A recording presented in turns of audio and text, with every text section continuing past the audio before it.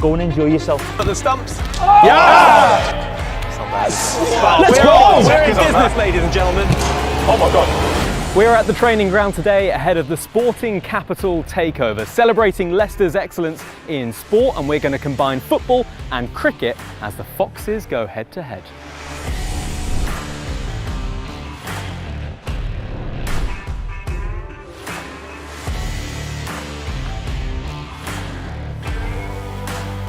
Okay, challenge number one is our touch and throw challenge. Now this is going to be a relay challenge between the teams. You're going to have 90 seconds and you need to try and receive a football, touch it inside the quadrant that we have for you. If you do that successfully, you will then be fed a cricket ball and you're going to need to throw that at the stumps. You'll get 5 points if you hit the stumps. 90 seconds on a relay to try and get as many points as possible. Let's do it.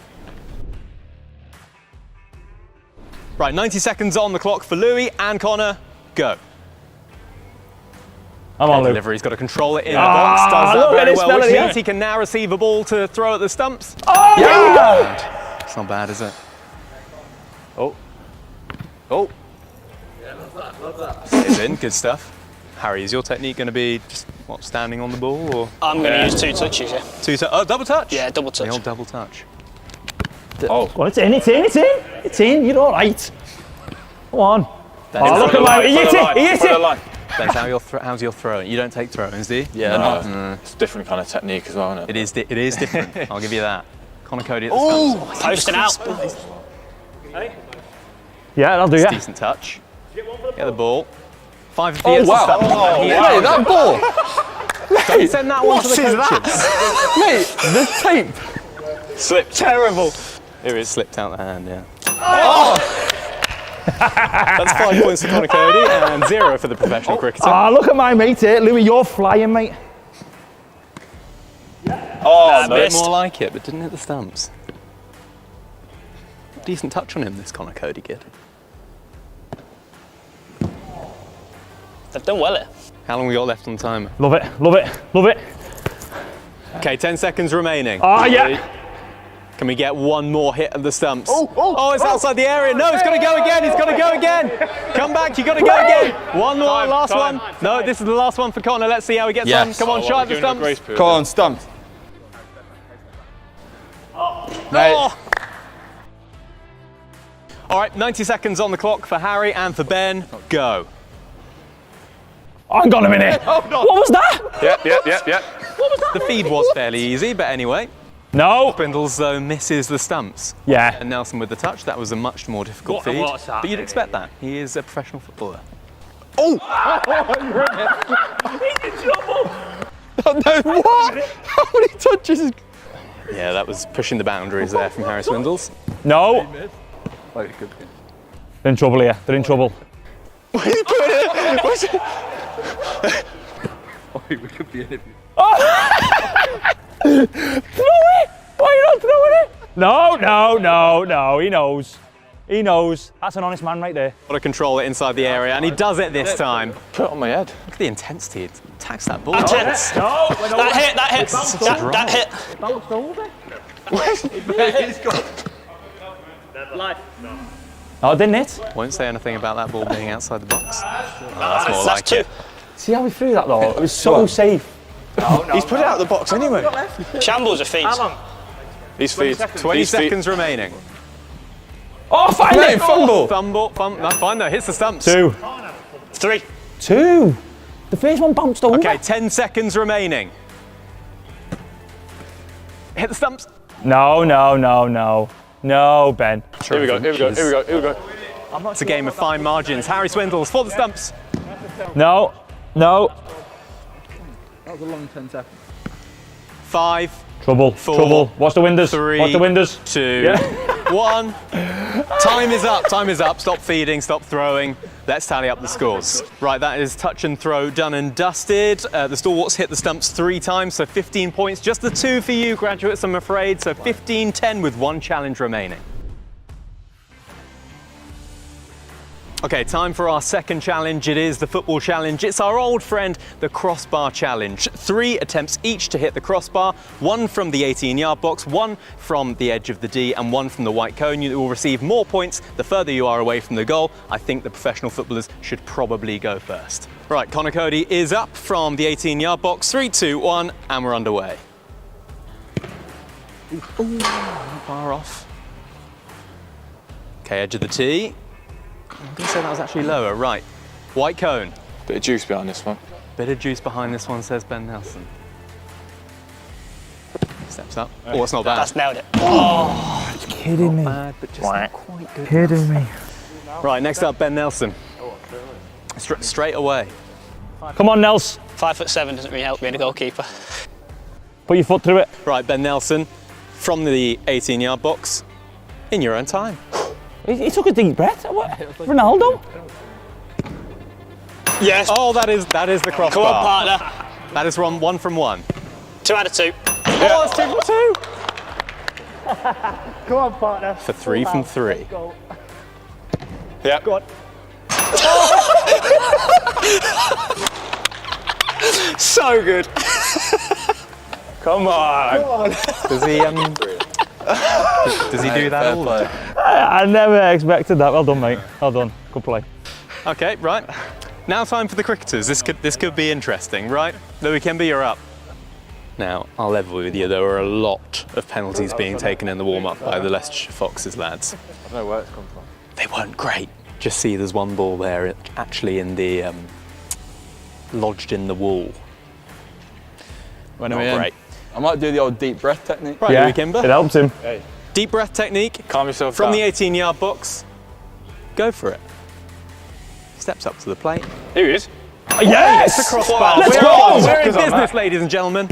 Oh my God. Oh my God, let's not skim it. I think I heard it. Missed right from the white cone. No, Louis, that's so I bad. tell you what, 2 out of 3. Well done. Sidebar. Hey, the attacker's on 2 that as out well. of 3. That was 2. 1 out of 3 ain't bad. 2 out of 3. 2 out of 3. We'll get You got a a zoom on second it. one? Yeah, zoom. I was actually told off camera that Louis Kimber is the best footballer in the Leicestershire Foxes lineup. Harry Swindles claims that he is the best footballer. So let's see. Yeah. Oh! Yeah.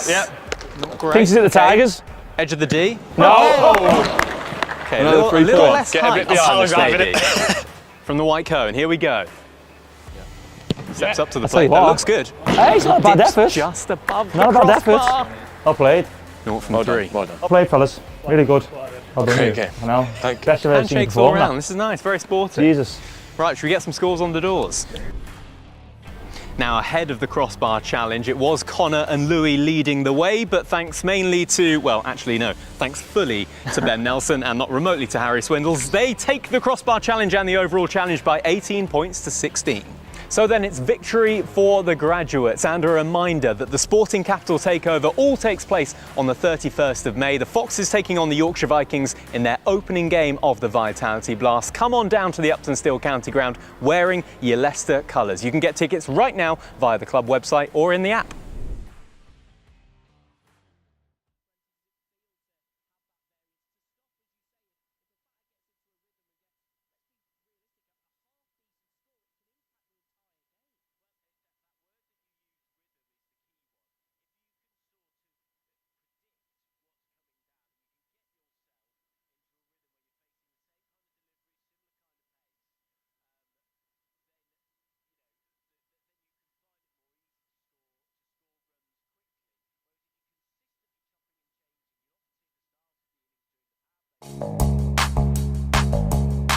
Each match is played by 2 teams of 11 players. Some are batters, some are bowlers, and there's 1 wicketkeeper. Both teams have a chance to bat and bowl. Look out for the coin toss. That's how they decide which team bats or bowls first. Each team has 20 overs to score as many runs as possible. The team with the most runs wins the game. 1 over is made up of 6 good deliveries from the bowler.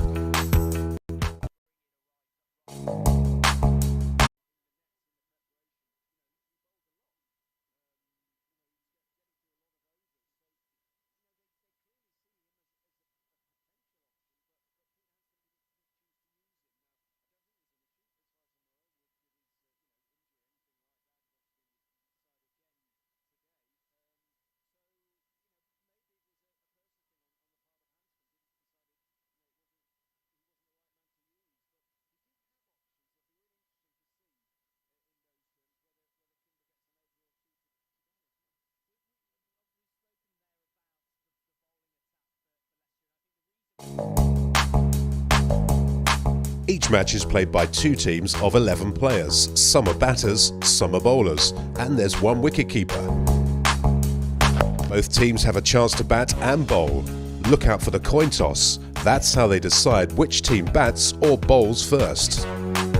Each team has 20 overs to score as many runs as possible. The team with the most runs wins the game. 1 over is made up of 6 good deliveries from the bowler. To score runs, batters hit the ball and run between the stumps. If the ball reaches the boundary, it's 4 runs, and if it gets there without bouncing, that's a 6. While the batting team is scoring runs, the bowling team are trying to stop them and get the batters out by taking wickets.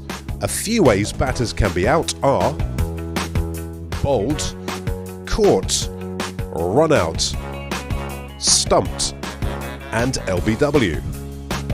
Watch out for signals from the umpires, 4s, 6s, wickets, and these when a bad delivery has been bowled. Bad deliveries add runs to the batting team's score, and the bowler must bowl an extra ball. If you see the umpire doing this, the next ball is a free hit, and the batter cannot be out, bowled, caught, LBW, or stumped. And those are all the basics you need to know to get behind your team in this year's Vitality Blast competition.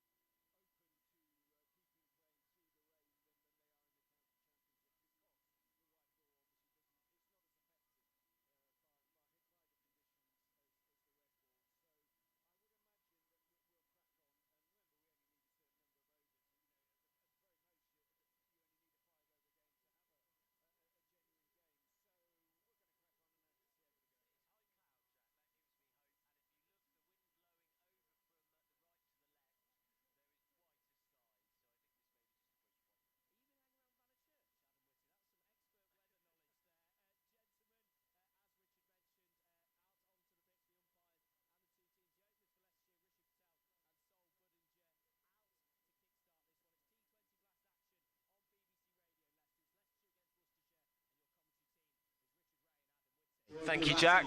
As we mentioned, white clouds, leaden skies above here as Leicestershire aim to put to bed 2 straight losses and end this double weekend of cricketing action in the T20. Each match is played by 2 teams of 11 players. Some are batters, some are bowlers, and there's 1 wicket-keeper. Both teams have a chance. They've made 1 change as Lewis Goldsworth for his Leicestershire debut, replacing. And saw that little bit of turn, but they have left him out. So the rain's still a little bit, still very light drizzle. Very light, isn't it? As Taylor runs in, his elbows jutted out, and that's wide outside off stump, left alone by Patel. I think that was possibly a borderline wide, but was within the blue marks that signal to the umpire whether indeed there is a wide to be signalled. Did a bit that. A bit of. Yeah, no, it didn't. Taylor, of course, with Leicestershire for a little bit. He started Derbyshire, did he, Tom Taylor? Yes, he did, yeah. Then moved to Leicestershire, then to Northamptonshire, and then to Worcestershire this summer. A couple of ex-Northants players. Josh Cobb, a couple of ex-Leicestershire and Northants players. Taylor in to Patel, 3rd ball of the innings, and Leicestershire off the mark. It's clipped in towards mid-wicket. There is a bit of a gap there. The 2 men out during the 6-over power play at the start of the innings, where fielding restrictions are in place as a man at deep mid-wicket. Deep point, although we've got a left-hand, right-hand combination now, haven't we? So to Sol Budinger, the left-hander, it is a deep square leg, a deep point, and is there a man down? But oh no, that'll be the 2, won't it? That's it. He took 32 wickets in just 8 first-class games for Leicestershire, Tom Taylor, which is one of the reasons they were so disappointed when he chose to leave. Budinger, 26 of 21 on Friday night, 76 runs in 3 innings. Waits with number 1 on his back, his bat going up and down as he raises it high. Taylor is in, and that's a late drive. He waited for that and carves it straight to cover. There is no run, so 1 for no loss off the first over. It is a chilly old afternoon in Leicestershire. Can't believe it's early June. It's one of those days that it's just cold rather than mild for a June day. It is just cold. I was looking at the forecast for the sort of next 10 days or so. No change, basically. Sort of nothing. No 20s on the temperature charts at all.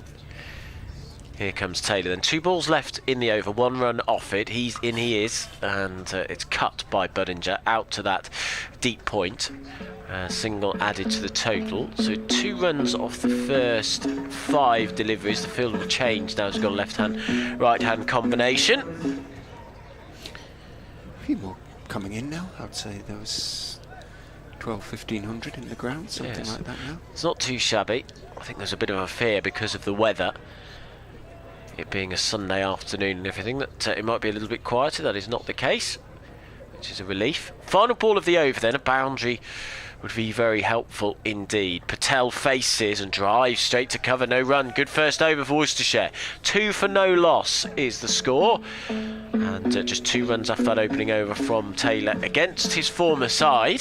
Not a bad start for Worcestershire at all. Now, one of the points Alphonso Thomas made after the defeat was that, in a way, Durham's Lees had sort of set a bit of an example to the top order of the Leicestershire players by being prepared to have a look, if you know what I mean, a little bit.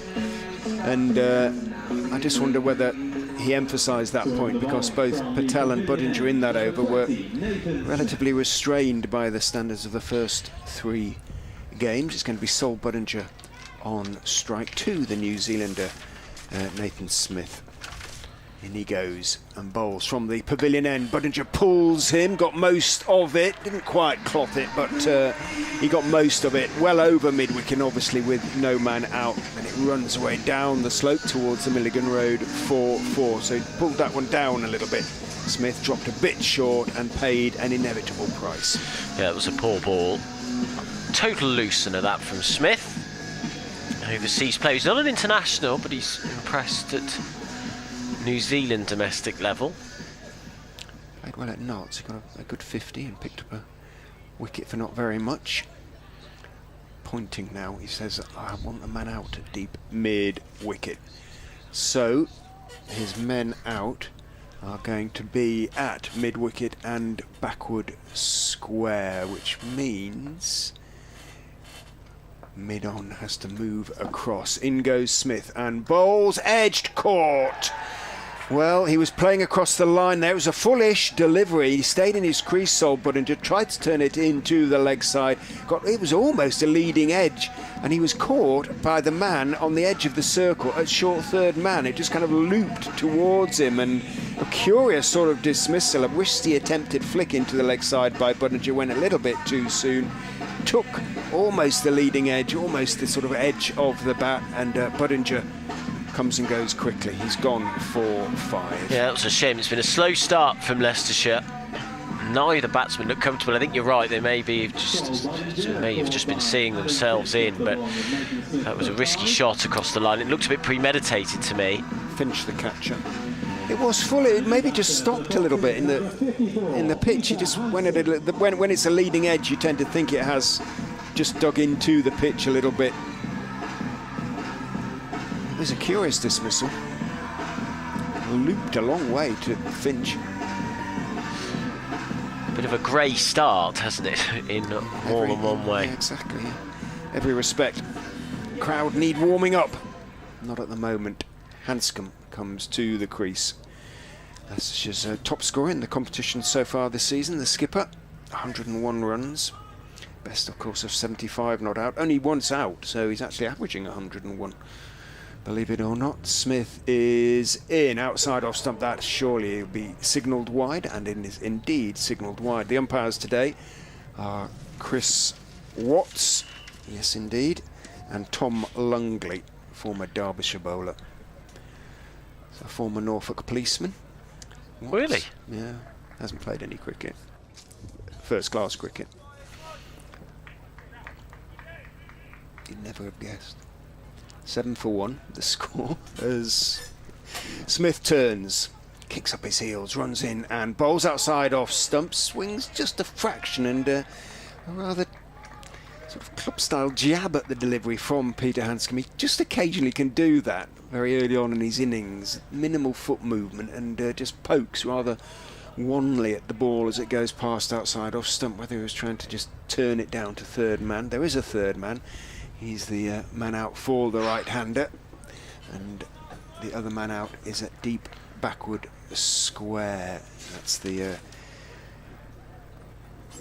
West Indies stroke US Virgin Islands international Hayden Walsh. 2 slips in now after that one swung a little bit.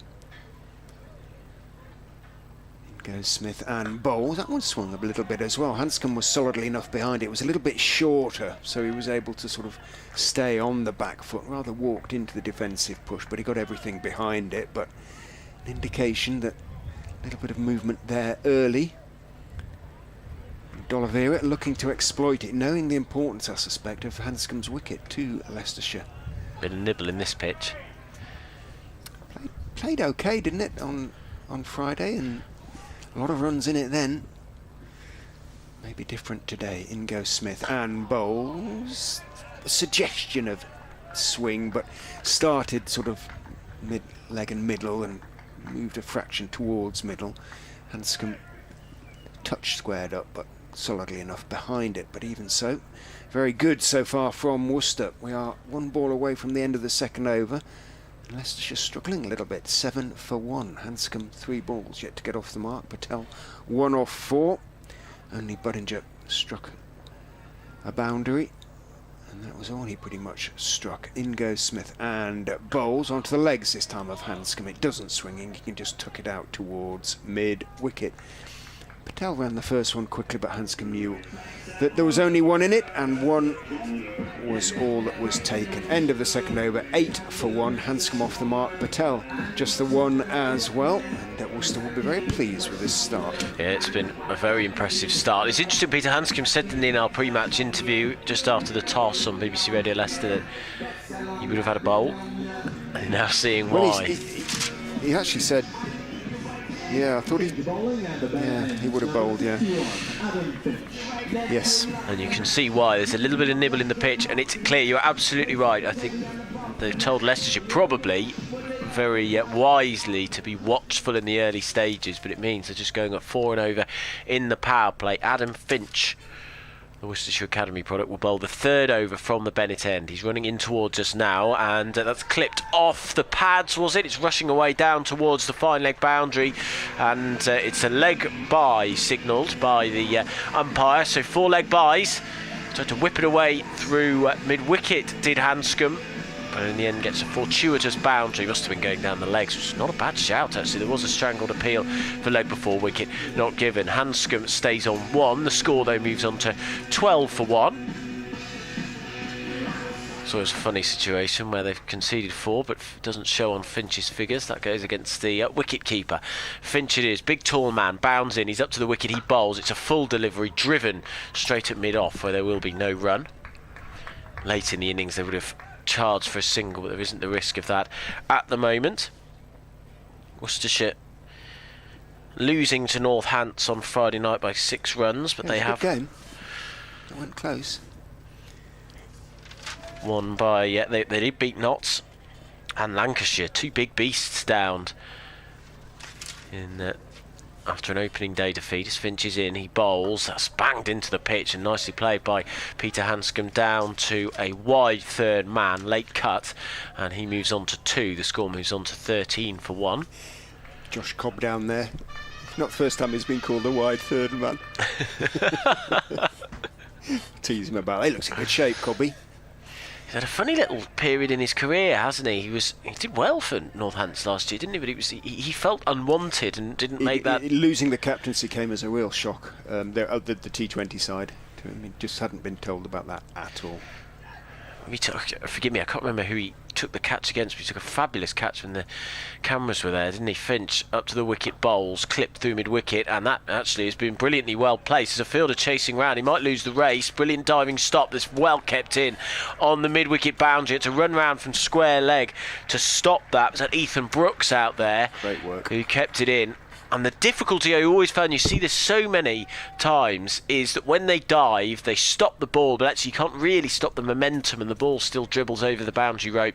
But on that occasion, he pushed it almost, as he dived, he pushed it back underneath his body in towards the pitch, or in towards the infield, and saved 4 runs there. So 2 added to the total, to Hanscom, 16 for 1, and that's a lovely shot. That's 4. He's placed that a lot better. Similar delivery, maybe a little bit straighter from Finch, and Hanscom onto that in a flash, half volley length.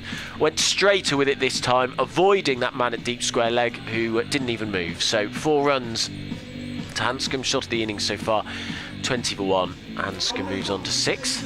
Poor from Finch so far. He's been one of the best bowlers in terms of economy rates this season so far, just going at 7.3 from the 13 overs he's bowled, but he's already conceded 12 from this over, albeit 4 leg byes.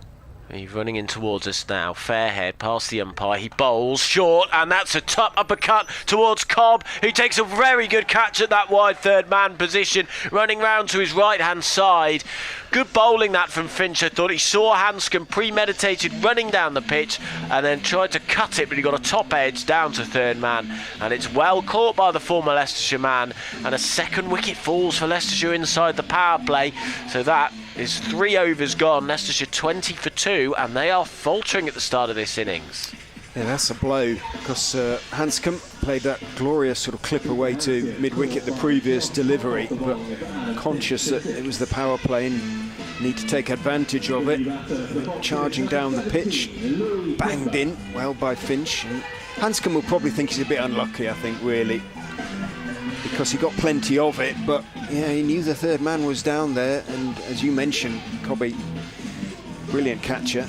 Doesn't really make mistakes. He had to make a bit of gratitude to the ball, but never looked like losing it. Right, Louis Yeah, big innings this for him. 2, 21, 26, his 3 scores. 49 runs in 3 innings. It's the start of the over, so the batsmen have swapped. Well, no, they haven't swapped, have they? Tom Taylor has. He's going to be bowling now from the pavilion end into Patel. A little bit of shape to it. Pushed by Patel out towards mid-wicket. Calls Kimber through for the single. The reaction of the Worcestershire fielders has had that throw which came in from wide-ish mid-on. Nathan Smith actually hit, as opposed to bouncing just over the stumps and being taken by Roderick. It could have been very, very close.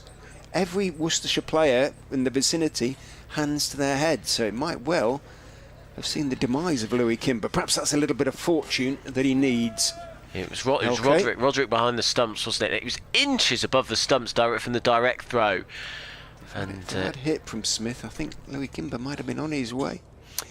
Taylor is in to Kimber, full outside off stump, looking to drive. Had to reach for it a touch, more or less got it on the half volley, steered it out towards point, where Brooks is the fielder on the point boundary, or coming in from the point boundary. It's not getting any warmer, is it? Kimber takes one, gets off the mark, 22 for 2.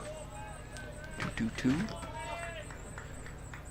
Be fascinating to see how this pitch plays in the second innings. If it retains this bounce and pace and swing. Taylor is in, bowls straight, and Patel waiting, just turns his wrists on the defensive push. Back down the pitch on the onside. Smith picks it up. Good noise coming from the Rapids, who are in, well, they're fairly customary colours, i.e. navy and a sort of turquoise aspect to their shirts, but can't quite tell. It's they're sort of patched fronts, aren't they, with whether they're actually stripes interrupted by the sponsor's name or just a general splodge. Hard to tell. I've seen worse. In goes Taylor and bowls on off stump. Patel walks forward in the defensive push again. Very restrained by his standards at the moment, Rishi Patel. He remains on 5 off 8 balls faced now.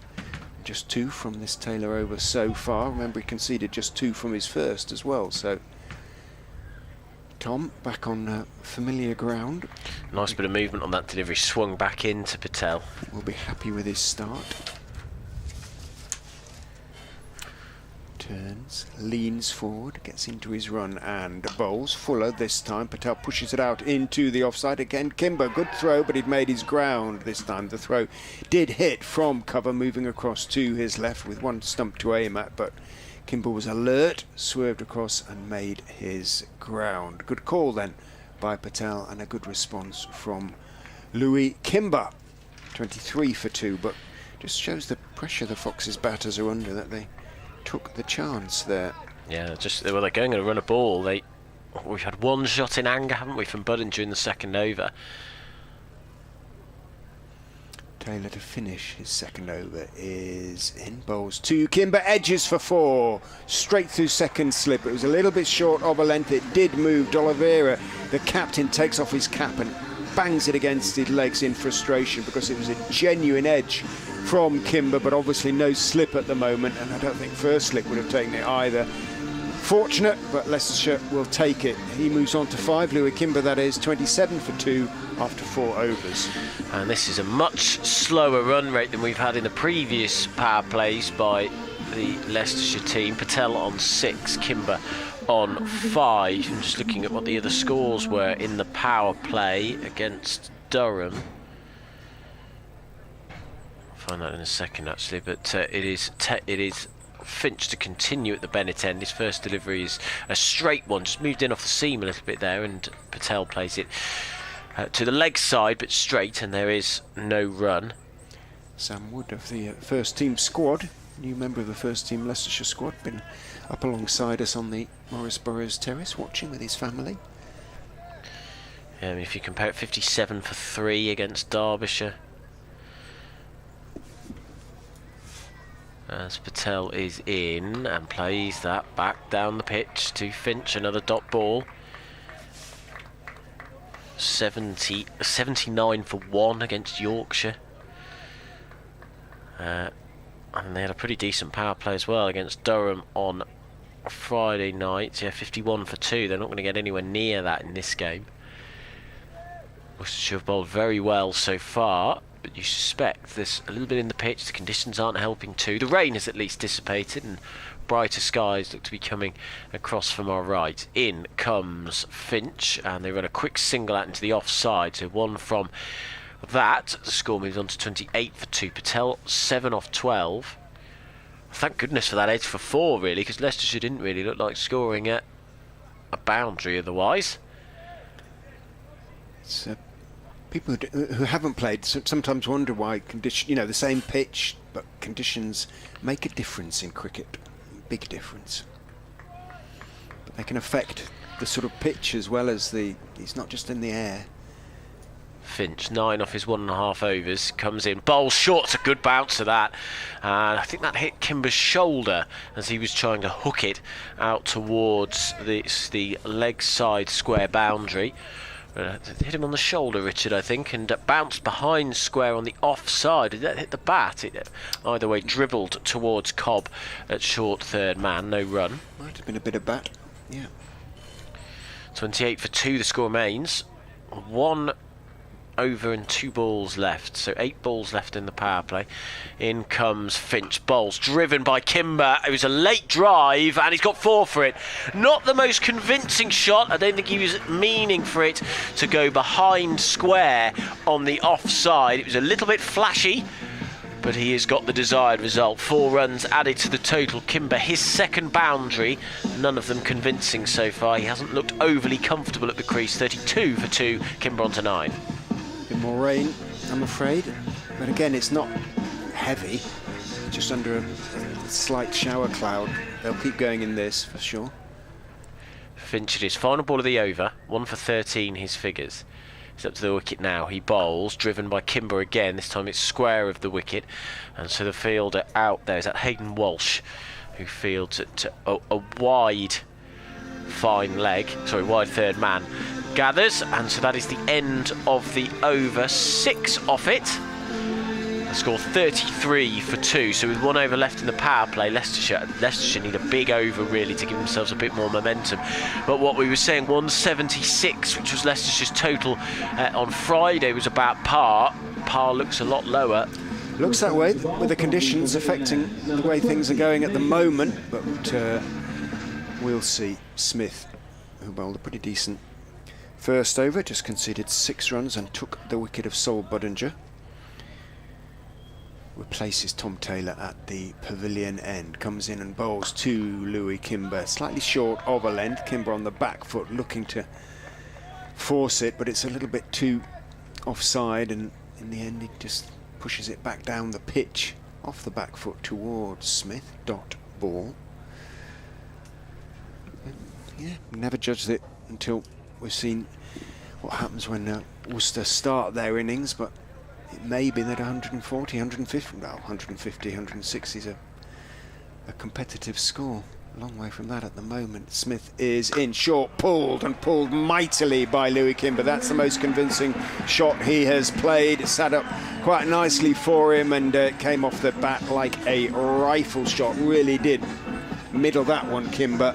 Saw that one all the way and punished it away to the boundary in front of the members' seats alongside the meet. Yeah, that was a great shot.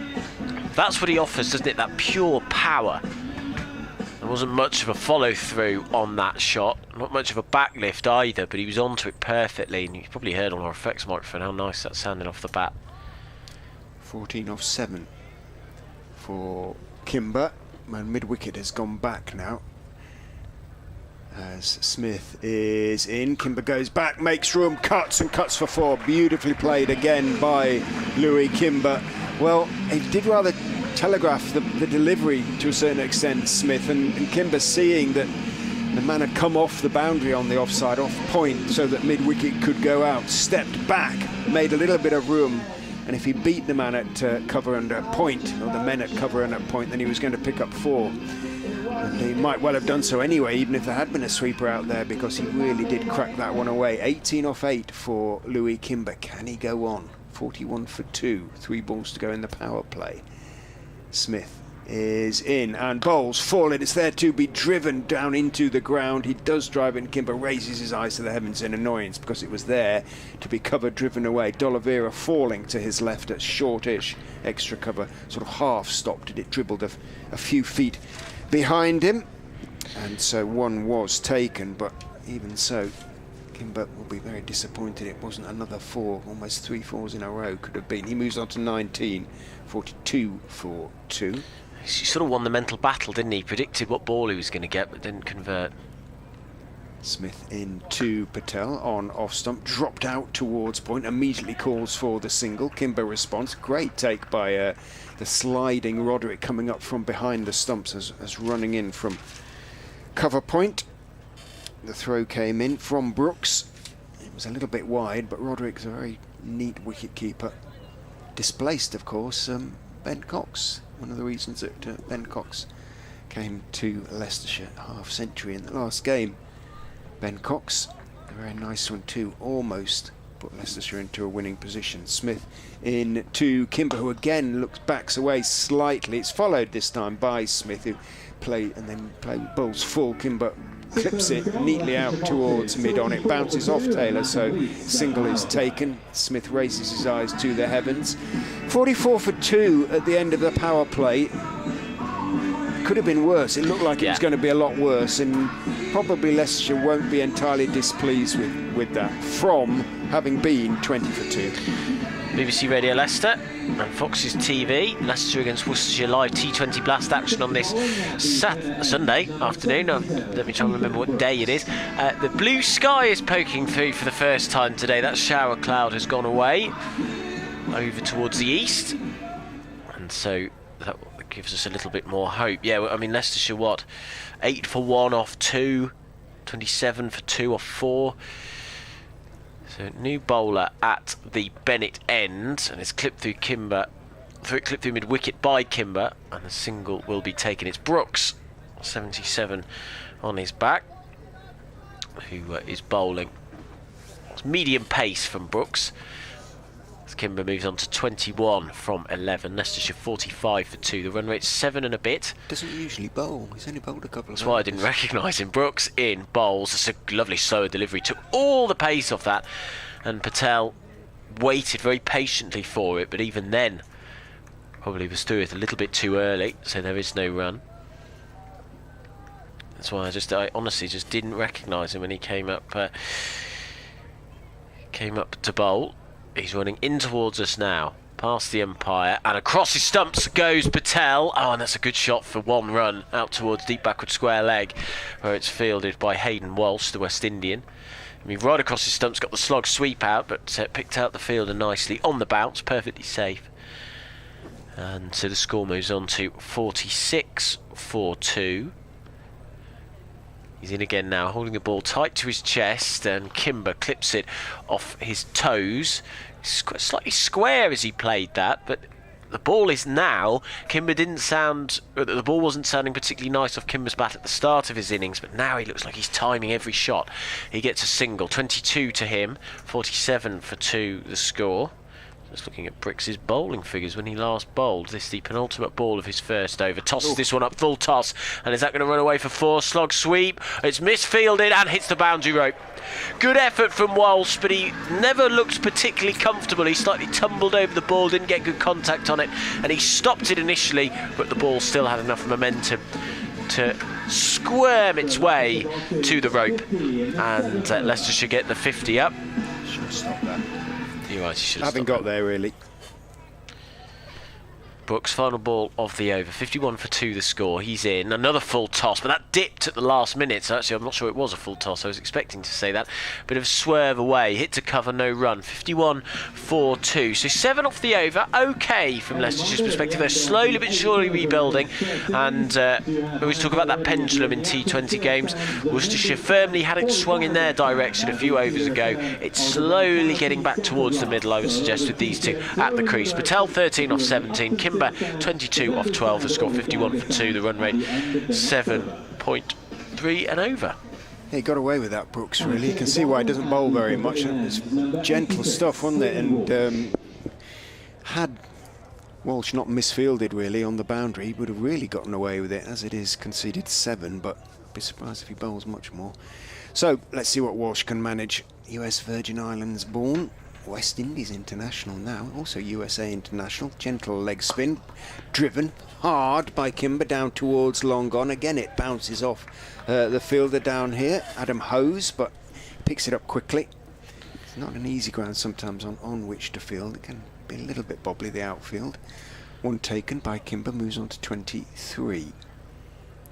Walsh walks in and bowls, tosses it right up, full toss, smeared away out to deep extra cover for 4. It was an absolute gimme ball, that absolute ball, the sort of ball that any club player would have been disappointed not to hit for 4, and Rishi Patel far too good to miss out. Yeah, sometimes when you're a leg spinner it can just come out of the hands wrong. That was one of those deliveries, outside off stump. Hit Pretty me. simple. Hit me, it said. Walsh is in, much better delivery, hit hard and straight, and for 1 bounce 4. Better delivery in that it pitched at any rate, but it was rather in the slot. No turn for Walsh, and Patel beginning to time it almost as well as Kimber. Hit it hard and straight, and you heard it thump into the sight screen down below us, and it's being inspected by umpire Watts, but it's fine. So 60 for 2. Made room for himself nicely there, Patel. Walsh is in. Oh, goes straight through Patel, who went down the pitch to him. It maybe did turn, and he's going to pick up 4-leg buys. Maybe was the googly, actually, because it just flicked the pad as it went through, and it missed everything. It missed the stumps by a fraction. Roderick couldn't take it, and it's run down to the finest of third-man boundaries. 4-4. Unlucky, Aidan Walsh. It was the googly, and Roderick's cross with himself for missing it. Walsh is in, long hop, smacked by Patel on the bounce down towards long off, but a good running stop by Taylor, running across to his right, put up 2 hands, almost goalkeeper style as he ran high to his right, made the stop, saved 3 runs. It was an absolute long hop from Walsh. It's been, well, fair to describe it as a mixed bag, this over from Hayden Walsh. In he goes and bowls. That's a better length delivery. Kimber goes back and tries to force it away through the offside. Gets it away through the offside, and coming in the sweeper fields. Kimber takes 1, keeps the strike. 66 for 2. So, well, 15 off the over, 4 of which were leg buys. The rest, bar 1 delivery, that one that went for 4 leg buys, wasn't great from Walsh.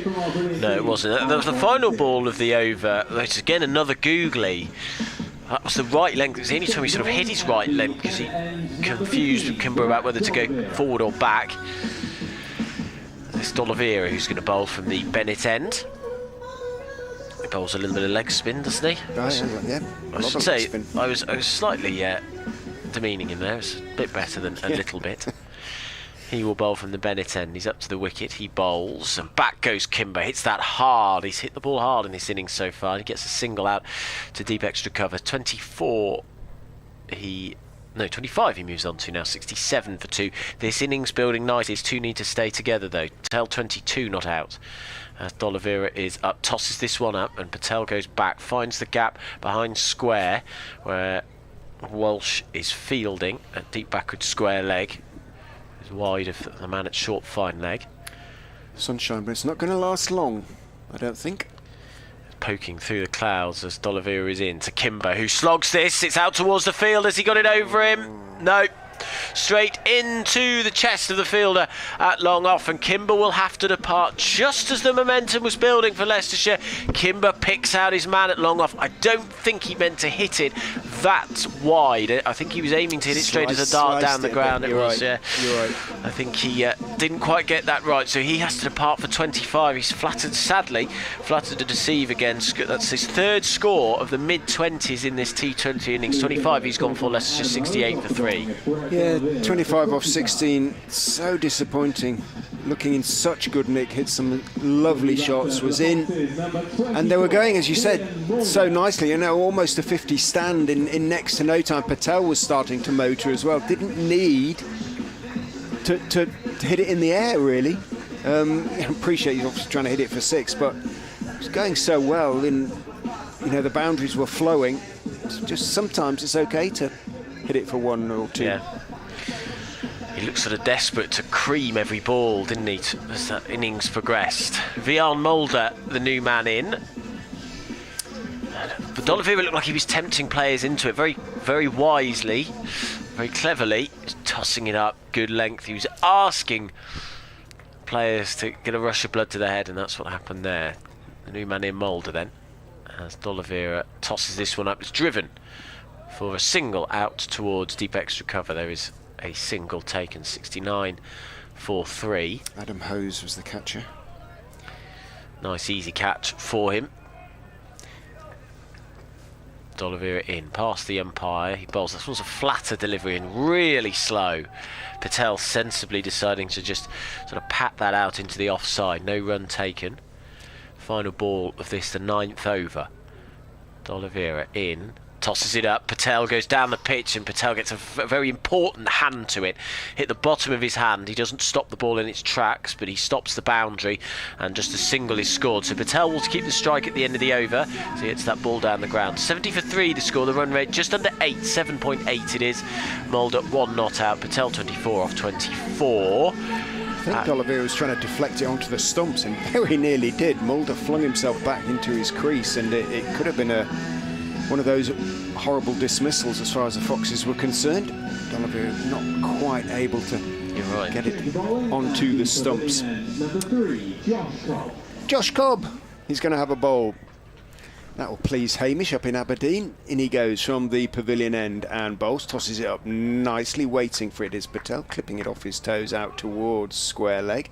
Takes it quick, and a horrible piece of fielding out there, sort of running in from the square leg boundary by Adam Finch. The ball was barely moving when he got to it, and still managed to mess up the pickup and knock it away out of a good 4 or 5 feet away from him. So Leicestershire pick up an unexpected second. Cobb in again to Patel, and it's pulled around the corner on the bounce to Finch this time. It was the long hop down the leg side.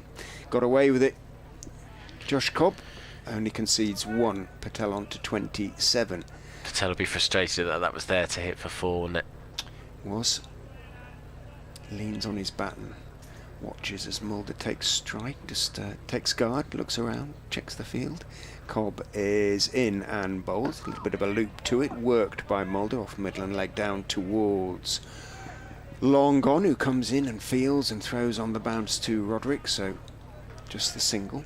Mulder 2 from 2. 74 for 3, coming up to the halfway point. It's going to be sort of 160, but it's probably 176 again. In goes Cobb and bowls. Slog swept nicely by Patel, but again he's picked out. Finch this time picks it up on the second bounce out there at deep backward square. So again, just the single. Almost looks as though he's bowling for that Cobby at the moment. A lot of dark cloud around to the west. Cobb is in, bowls, advancing down the pitch is Mulder, working it out towards mid-wicket, and a bit of a scrambling, well, not a stop, he was running in, looking to pick it up and throw on the sort of charge, so to speak. Fielder running in there, Ethan Brooks, but didn't pick it up cleanly and then lost his footing. It might be a bit greasy with that little bit of rain that's been in the air. So Mulder picked up 2. Cobb is in. He bowls on leg stump. Full delivery that Mulder just nibbles around the corner, and this time settles for 1 as Finch feels a horrible throw for the keeper. Bounces right at his feet, but Roderick makes it look a good throw by taking it cleanly. End of the over, 78 for 3. So in the end, 12 runs from the over, halfway. I suspect Leicestershire will be a little bit disappointed that they didn't get more runs from that over in the end. Cobb bowled a few tempters, but there were a few gimmies that should have been put away. Did they pick out Finch 4 or 5 deliveries? So if it wasn't Finch, it was the man more Finch fielded certainly 4 times, I think, in that over. So Mulder 5 not out, Patel 20 not out. It is the South African who is on strike with Leicestershire 78 for 3 at the halfway mark, and Mulder goes back and cuts out towards deep point. There is 1 added to the total. The run rate's still rigidly at 7.8. Few other games at the moment. Notts having a shocker in this T20 blast. They've lost all 4 games, and they're 46 for 4 off 9 overs against Lancashire. Oh dear. D'Oliveira in, tosses this one up. Patel waits for it, and I think pretty sensibly plays that along the floor down the ground. Very easy for your eyes to light up in that circumstance, but he just gets the single. Could actually do with Notts beating Lancs, really. I know that sounds odd to Leicestershire supporters, but is Mulder on strike again. Down the pitch he comes, that's along the floor, nicely played. There'll be 4 runs down the ground. Very easy to sort of needlessly lift that in the air, but the control with which he played that to get it along the ground, straight as a dart down there, down to get 4 runs. It's a lovely shot. So he gets his first boundary of the day. He moves on to 9. He doesn't really slog, does he, Mulder? Even when he's playing aggressively, they're proper cricket shots. Oliveira spins the ball from his right to his left hand. He will bowl right arm leg spin. That's a flatter delivery. It's a beauty, actually. Just nips off the surface away from Mulder, who stands with his hands on his hips at that one. He got a beauty, didn't he, from Souter in the last, and he's got the googly. And looked just as perplexed as he did then. That was a nice little ball. I think he's just said that to Roderick behind the stumps. That was a good little bit of bowling. Pretty low-scoring day all around the country, actually, in the games that are taking place today. As here is... Oh, D'Oliveira has got him stumped. Beautiful bit of bowling, and he's done Mulder. Mulder, premeditated, came charging down the pitch, and D'Oliveira just delayed the delivery, bowled it wide on the offside. D'Oliveira able to Roderick able to whip the bails off, and Mulder's been caught out there all on Sunday. He has to go for 10. The 4th wicket for Leicestershire falls, and again, just as the momentum starts to build for the Foxes, the Rapids continue their sort of lead in this game. They will feel that they are on top as they have the Foxes 84 for 4 at the end of the 11th over. You wonder if it was the ball before that did the damage, really, the one that sort of turned away, and Mulder made it clear that that had really surprised him and fooled him, and then he used his feet to the next one, or attempted to use his feet to the next one to try and smother any prospective spin. And as you say, D'Oliveira saw him coming, dragged his length back, turned it past the outside edge, and Roderick did the rest. Well bowled. Ben Cox against his former side. This could be interesting. He, of course, won the T20 in 2018 with the Rapids, got man of the match in the final and the semi-final, scored the winning runs in the final. He comes into this innings off the back of 50 against Durham. He gave Leicestershire a hope on Friday night. He's going to have to play a similar innings today. It's the first time he'll have played against his former county. I didn't know whether he did at the end of last season. At the end of last season. Remember, I don't think so. Here is D'Oliveira then, bowling from the Bennett end. Tosses that one up. Cox very nicely plays that off the back foot out towards extra cover, and there is a single taken. Ball zips off the surface there, and it gives Roderick a bit of an issue. So that is the end of the over. 85 for 4 is the score, so 7 off it. Leicestershire still in this. What they are on track, you sort of say, people say double the score at 12 overs, don't they? So Leicestershire would, I mean, if they were to double the score at the moment, they would get 170, which I'd suggest they'd be very happy with. Anything like 180, 190, they would be delighted with. They need to just stop losing wickets and put together a decent partnership. Patel 29, Cox 1. I'll just give you the other scores actually from around the country. Sussex off 10.3 overs, 93 for 2, and then Somerset 97 for 3 against Hampshire off 10. Well, Josh Cobb just the 1 over. We're back to Hayden Walsh now, who conceded 11 from his single over, plus 4 leg byes as well. Ben Cox looks around, sees the field, ready to face now.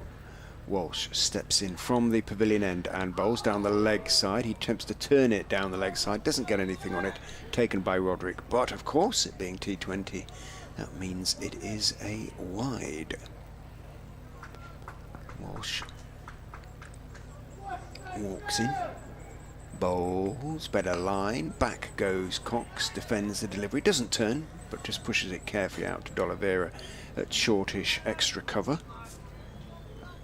Floodlights having a real effect at the moment, heavy grey cloud around as Walsh bowls, tosses that one up, nice delivery, but it's slightly too full and Cox can get forward to the pitch, pushes it just wide of D'Oliveira, picks up and throws, then just puts his hand to his shoulder. He did injure his shoulder, D'Oliveira, before the game at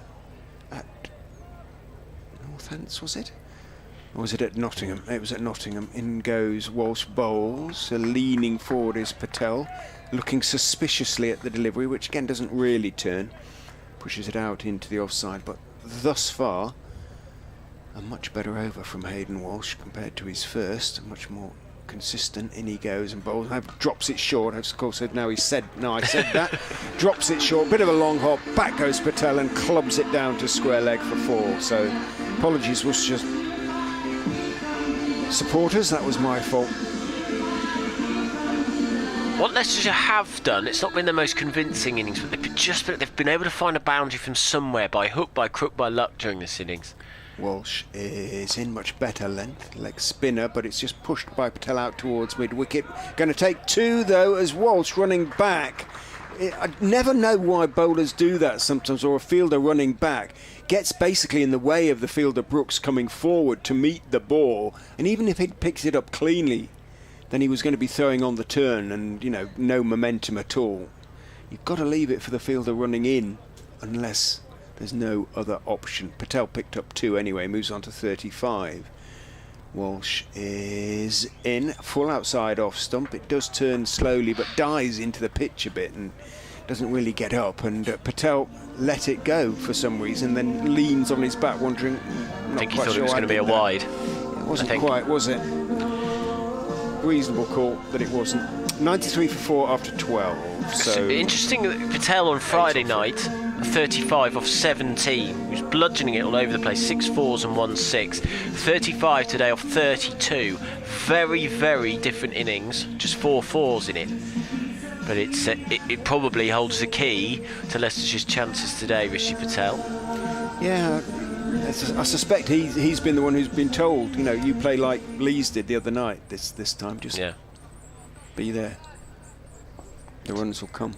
D'Oliveira it is to continue. 11, but 2 wickets off his first 2 overs. That's an ugly shot from Ben Cox, but he's going to get a single from it. Sort of moved back, and I did a sort of half sweep, half pull with bended legs. It was not particularly pretty. But it was uppish as well, but the fielders are all out on the leg side. Deep backward square leg as D'Oliveira comes in. Patel plays a late cut, and they see sent back by Cox. They went through for the quick single. He's comfortably back in, but a bit of miscommunication. Cox staying half the... Both of them came halfway down the track. Cox sent him back. Yes, we've got a long on, deep mid-wicket, deep backward square leg. Fine leg is up, and then a deep cover, and a long off.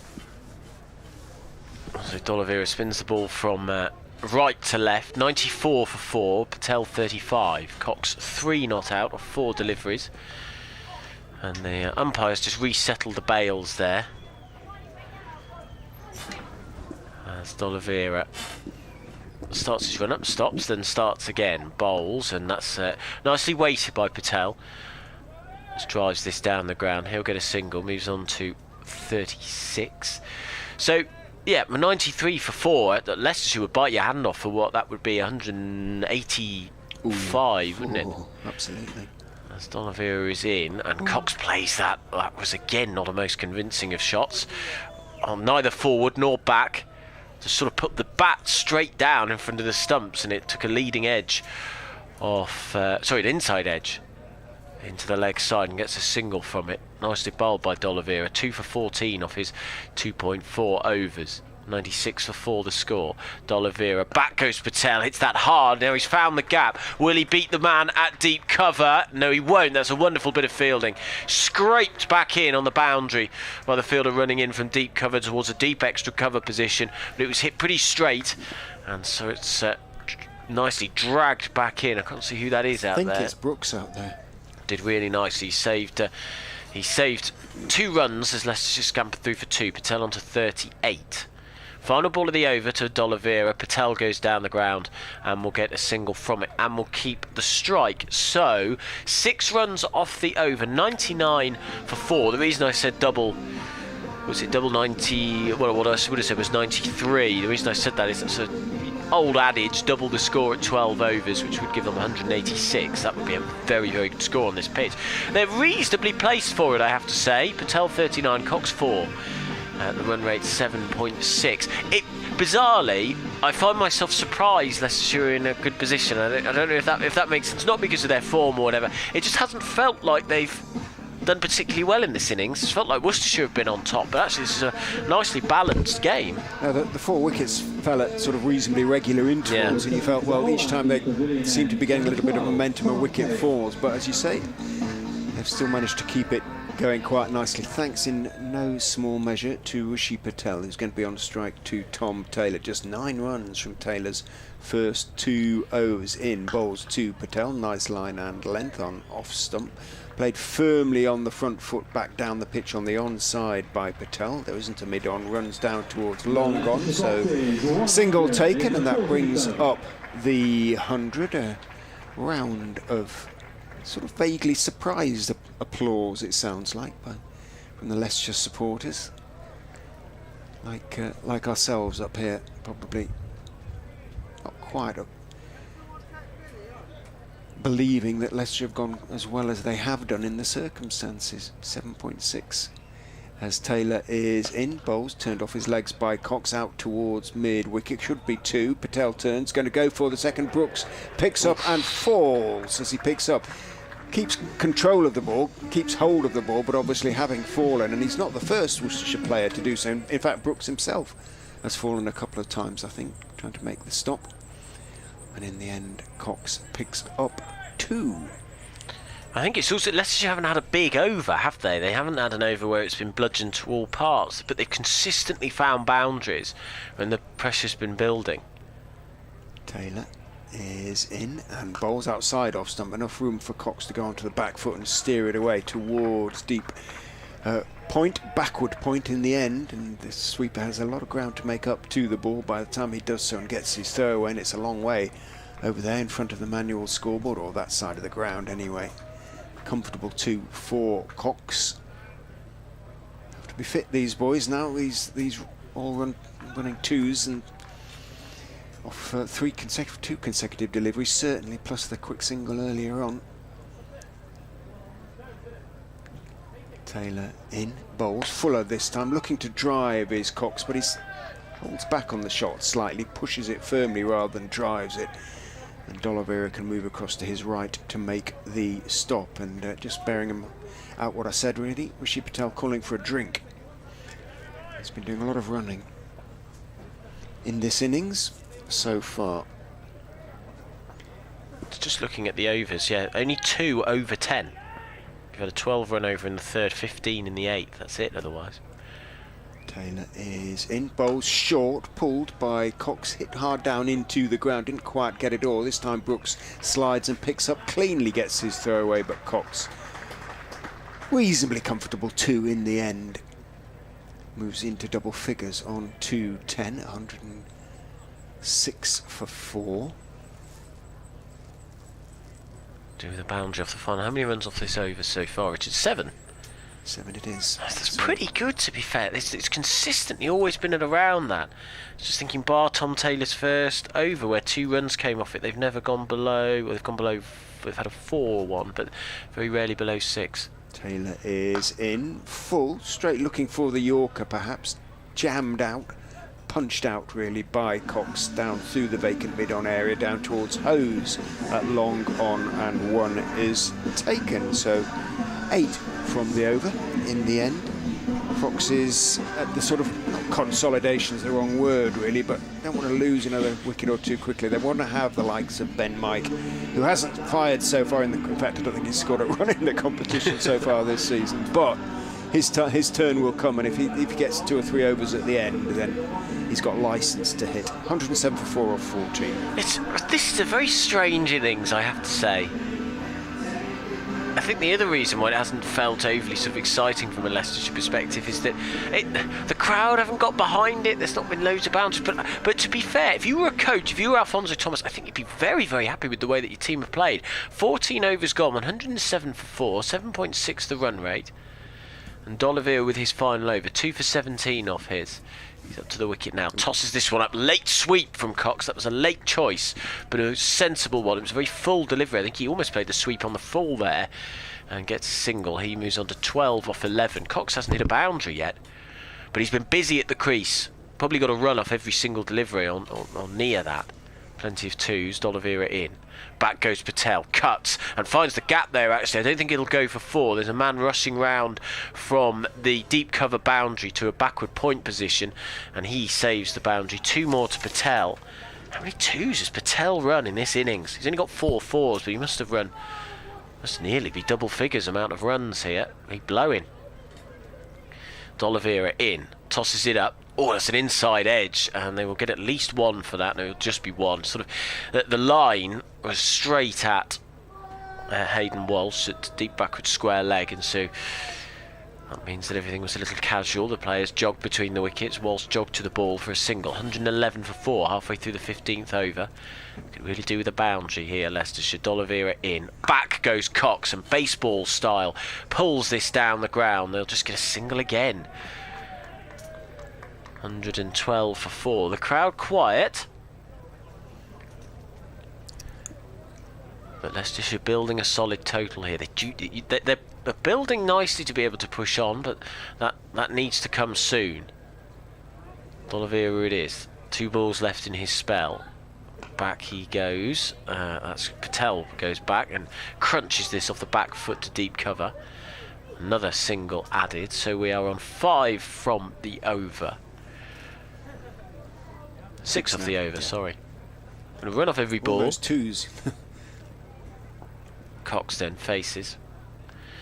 D'Oliveira tosses this up, it's swept. Again, very nicely timed, but straight to the man at deep mid-wicket, and so it's just a single.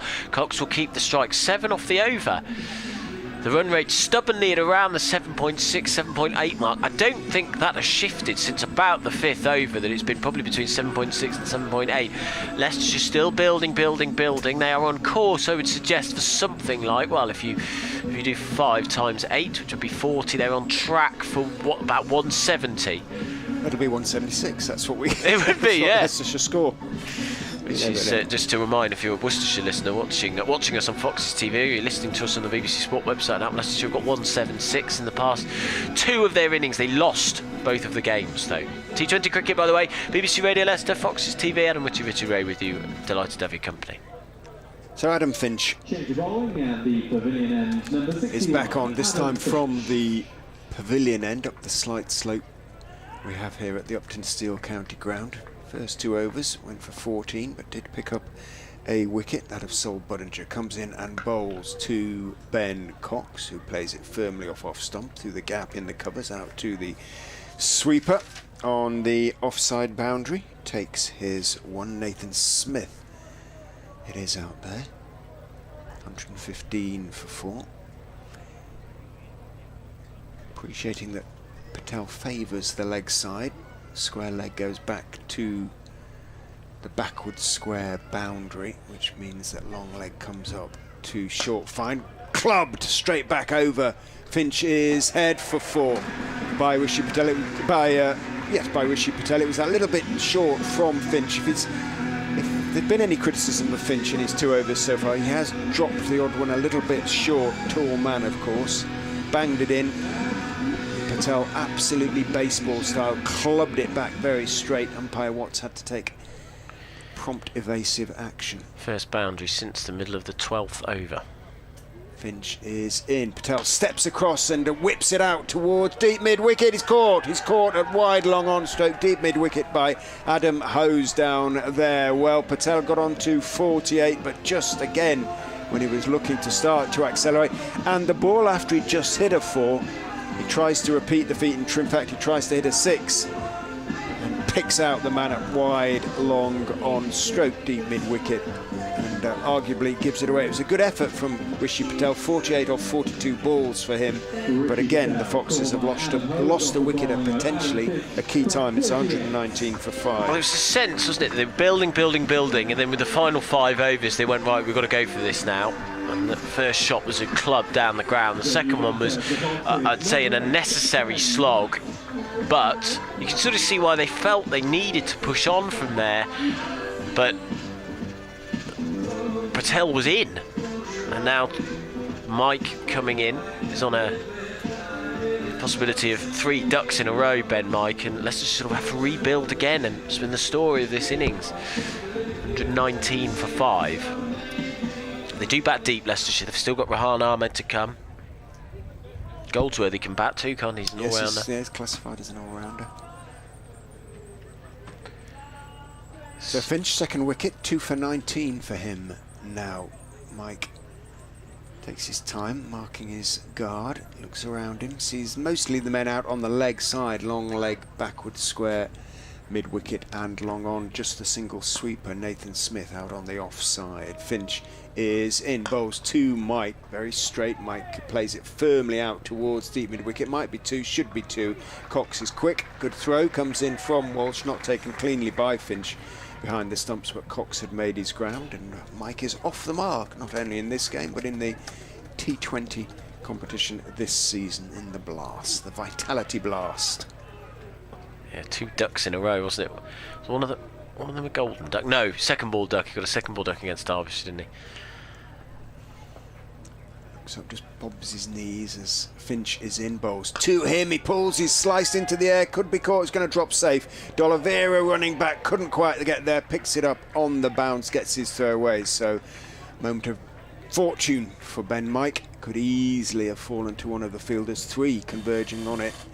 D'Oliveira was one who got there first, but even he, fleet of foot though he is, couldn't get there to take the ball on the full, so Mike picks up a single. 122 for 5. Finch to finish his 3rd over into Ben Cox. Bowls. Cox pulls and pulls in the air out towards mid-wicket for 4. Walsh ran away to his right, dive, tried to get there on the full, couldn't get there, and it bounced just in front of him, in front of his reaching right hand, and over the ropes for 4. So Ben Cox doing what he did the other night, really. He's guiding the tail, but shepherding the tail, if you like, making sure that the Foxes post what looks as though it's going to be a reasonably competitive score. 126 for 5 at the end of the 16th. He's going to play a really vital role, Ben Cox. That's his first boundary, you know. For 15 deliveries, he run plenty of ones, plenty of twos. He was going over a run of ball, but his first boundary was a bit of a heart and mouth moment, wasn't it? When the ball went in the air out to deep mid wicket, there was a man stationed there, as you say, but despite the diving effort, it was hit well enough. So 126 for 5, that run rate 7.9 now, 4 overs to go. And Walsh will bowl 19 off his 2 overs. His first delivery is cut by Mike behind square, only just behind square. It is fielded out there by Adam Finch at a backward point position, deep backward point, and a single is taken. Mike onto 4. And Cox now back on strike. The men out, they've got that deep extra cover, long off, long on, deep mid wicket, deep backward square leg, both fine leg and third man up. Wonder if they will try. Whether Cox, who likes to sweep, might utilise that, try and get it fine. Either way it is. The West Indian international, Walsh, who spins the ball from right to left hand, tosses this one up. Cox drives handsomely, because I think a bit more of a thick outside edge behind square on the offside to nearly the exact same position. To deep backward point, it's fielded and another single is taken. Leicestershire still building towards that 170 target, I would suggest. As in comes Walsh, and Mike tries to launch that into next Wednesday, but gets a thick bottom edge that zooms out to deep mid-wicket, and another single added. This is pretty decent stuff from a Worcestershire perspective. They will be very happy with this indeed. 3 singles from the first 3 balls. Cox on strike to Walsh, who goes back to a length delivery, and they try and get 2 here. Yes, they will, and 2 was there comfortably. Oh, and they misfielded. Walsh sort of threw it at the stumps, and they saved the 3 because Mike had run so deep behind the crease. I say comfortably, it was a load of old nonsense from me. It was actually pretty tight as Walsh tried to throw the ball at the stumps as he gathered it above the top of them, but he threw it to the point where he had to go and chase it again, and had Mike not run behind his crease soon, perhaps they would have been able to get a 3rd. 131 for 5. Cox on to 22. Walsh in towards us now with his leg spin. That's a flatter ball outside off stump, and Cox has played that very nicely indeed. Chase on for the man at long on, and he does well to dive along the floor and on the slide gather. 2 more added. So how many have we had off this over so far, Richard? 1-3-3-5 is the score, so 7 off it? 7 off it so far, 5 balls. Walston, how can they finish in style? Cox 24 not out, Waits, right-handed. And he comes. That's a Poor ball, and that's the finish Leicestershire wanted. Terrible ball from Welsh, a long hop. And Cox actually played that very smartly, didn't wait, didn't sort of get a rush of blood to the head, just guided it round the corner, wide of short third man, and that ran away for 4 runs. So good over then in the end, 11 off it. 137 for 5 is the score. 17 overs gone, so we've got 3 overs left. Fox is still aiming for that 160, 170 target. And with Cox there, they probably should be able to do it. Well, bright sunshine across Grace Road at the moment. Dark cloud everywhere you look, but just at the moment, bright sunshine. Nathan Smith coming back on from the pavilion end. Friends of Grace Road selling their raffle tickets. Going around at the moment. D'Oliveira happy with his field at the moment, which means 1 man out on the offside, everybody else out on the leg side. Smith is in. Bowls full toss, clubbed away by Ben. Mike on the bounce out towards mid-wicket where Walsh is the fielder. 1 is taken. Mike waves at the pavilion, asks for more gloves. Hasn't been out there that long. 6 off 5, 138 for 5.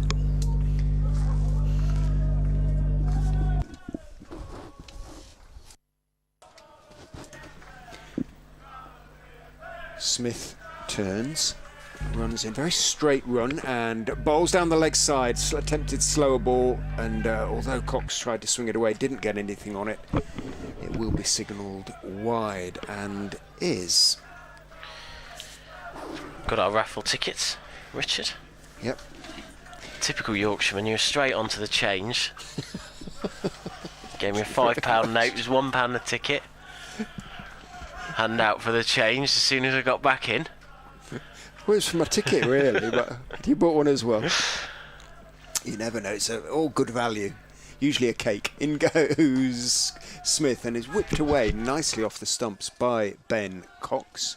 Out towards deep mid-wicket where Walsh is the fielder. 1 is taken. Our effects mic doing strange things at the moment. You probably heard it just go off, so might have to change the batteries on it. Bear with us if it goes a little bit quiet out there. I can hear with the Worcestershire supporters chanting. I'd rather be a something or a pear than a bear. That's the usual chant, isn't it? 140 for 5 as Smith is in. Bowl short, pulled by Mike out towards deep backward square stroke mid-wicket. Walsh is first there, didn't quite get all of it. So it is just the single to Ben Mike. He moves on to 7, 141 for 5. So 15 legitimate deliveries left in the innings, 141 for 5. Big difference between sort of 160, 165 or 180 plus as Smith is in. Bowls, Cox is down the wicket, gets the edge and is caught behind. Smith saw him coming, speared it wide. Cox went for the shot anyway. Toe-ended it slightly, and odd leaping catch by Roderick. Nicely taken there away to his right. Some of the Worcestershire fielding has been slightly iffy, but anything in the air has been caught, and they have not dropped a single catch, and that is the 6th wicket to fall. Cox goes caught behind for 29. Foxes again. Bit of momentum, wicket falls, 141 for 6. It's a big moment in the innings, you think. Cox had played well again, but if he was able to go on and get another 20 runs added to that total, get a second 50 in a row, Leicestershire would have got a good innings. Well, the man coming in can certainly hit a long ball, Rahan Ahmed, but it's been a feature of this innings to lose wickets at important moments, just as the pressure on the Rapids was building.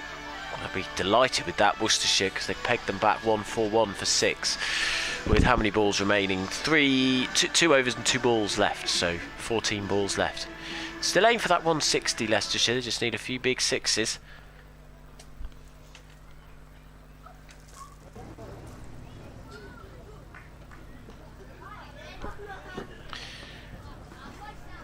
Taylor 2 balls left in his over. Turns, runs in, bowls slightly short. Ahmed with that sort of windmill pull of his. Very wristy. Didn't quite time it. Hit it out towards Hose at long on. Takes one, a bright fluorescent pink handle on his bat, or at the moment grip on his bat handle, I should say, for Rehan Ahmed. I think he's coming in a bit late in the circumstances. I quite liked it when he was coming in early. Played so well against Derbyshire. He played in a very circumspect manner. Smith is in, bowls short. Mike hooks in the air. It's going to drop short of the incoming fielder from deep back of squares. No idea where it's gone there. It bounced up and hit him on the chest as he dived forward. Ethan Brooks did very well, actually, to get as near to it as he did. It wasn't a chance, couldn't quite get there, but he tried to make it into and dived forward as he came running in, bounced up, hit him on the chest, and the ball obviously went forward, and he was looking around, wondering where it had gone. In fact, Walsh cleared it up for him.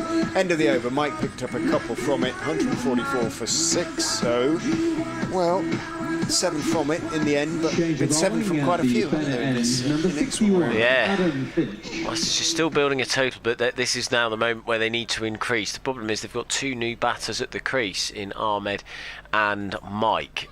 I think it's been a consistent innings, but if they get 16 off the final 2, I don't think they'll feel 160 is enough. It'll be Finch from the Bennett end, his final over. He's in. Ahmed has swung him down the pitch. I don't think he's got all of that. I think he's going to be caught, and he is.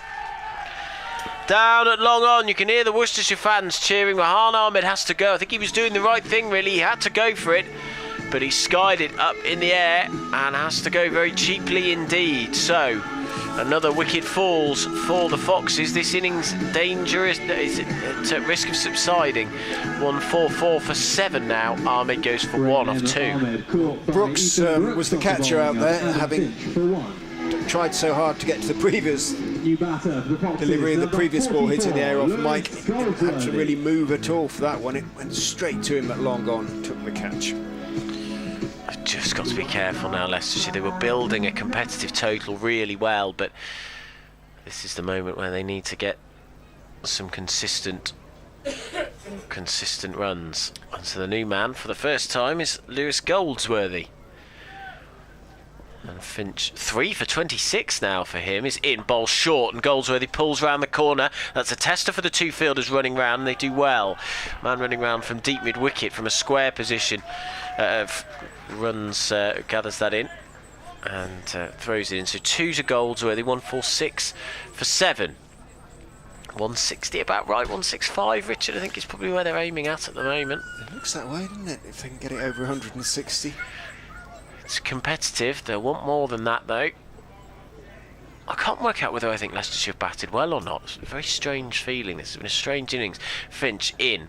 Goldsworthy back and plays this into the deep mid-wicket region where it's fielded. And a single this time. It's just been quiet, hasn't it? It's just been a very quiet.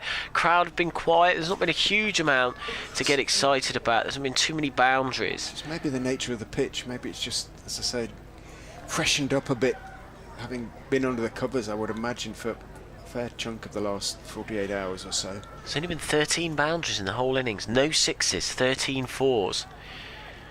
And so there's just been a murmur. It's only been the Worcestershire fans that we've really been able to hear.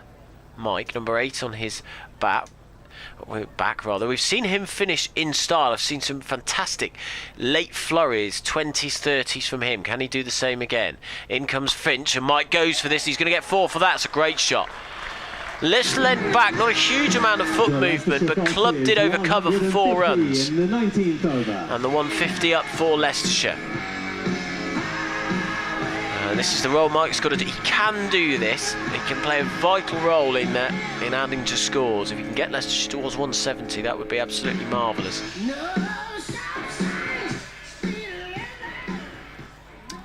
Oh, change of bat, I think. Maybe he's cracked it. You can hear him shouting there, can't you? Sounded like buy one, didn't it? He's apologising to the Worcestershire players. Ask for permission. Yeah, because the other thing is we're 4 minutes away from the cut-off.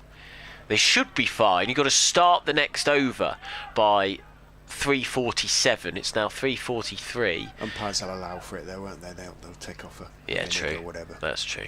Roman Walker, he of the splendid tash, comes out with a replacement bat. It's just poking out underneath that cap, his moustache, isn't it?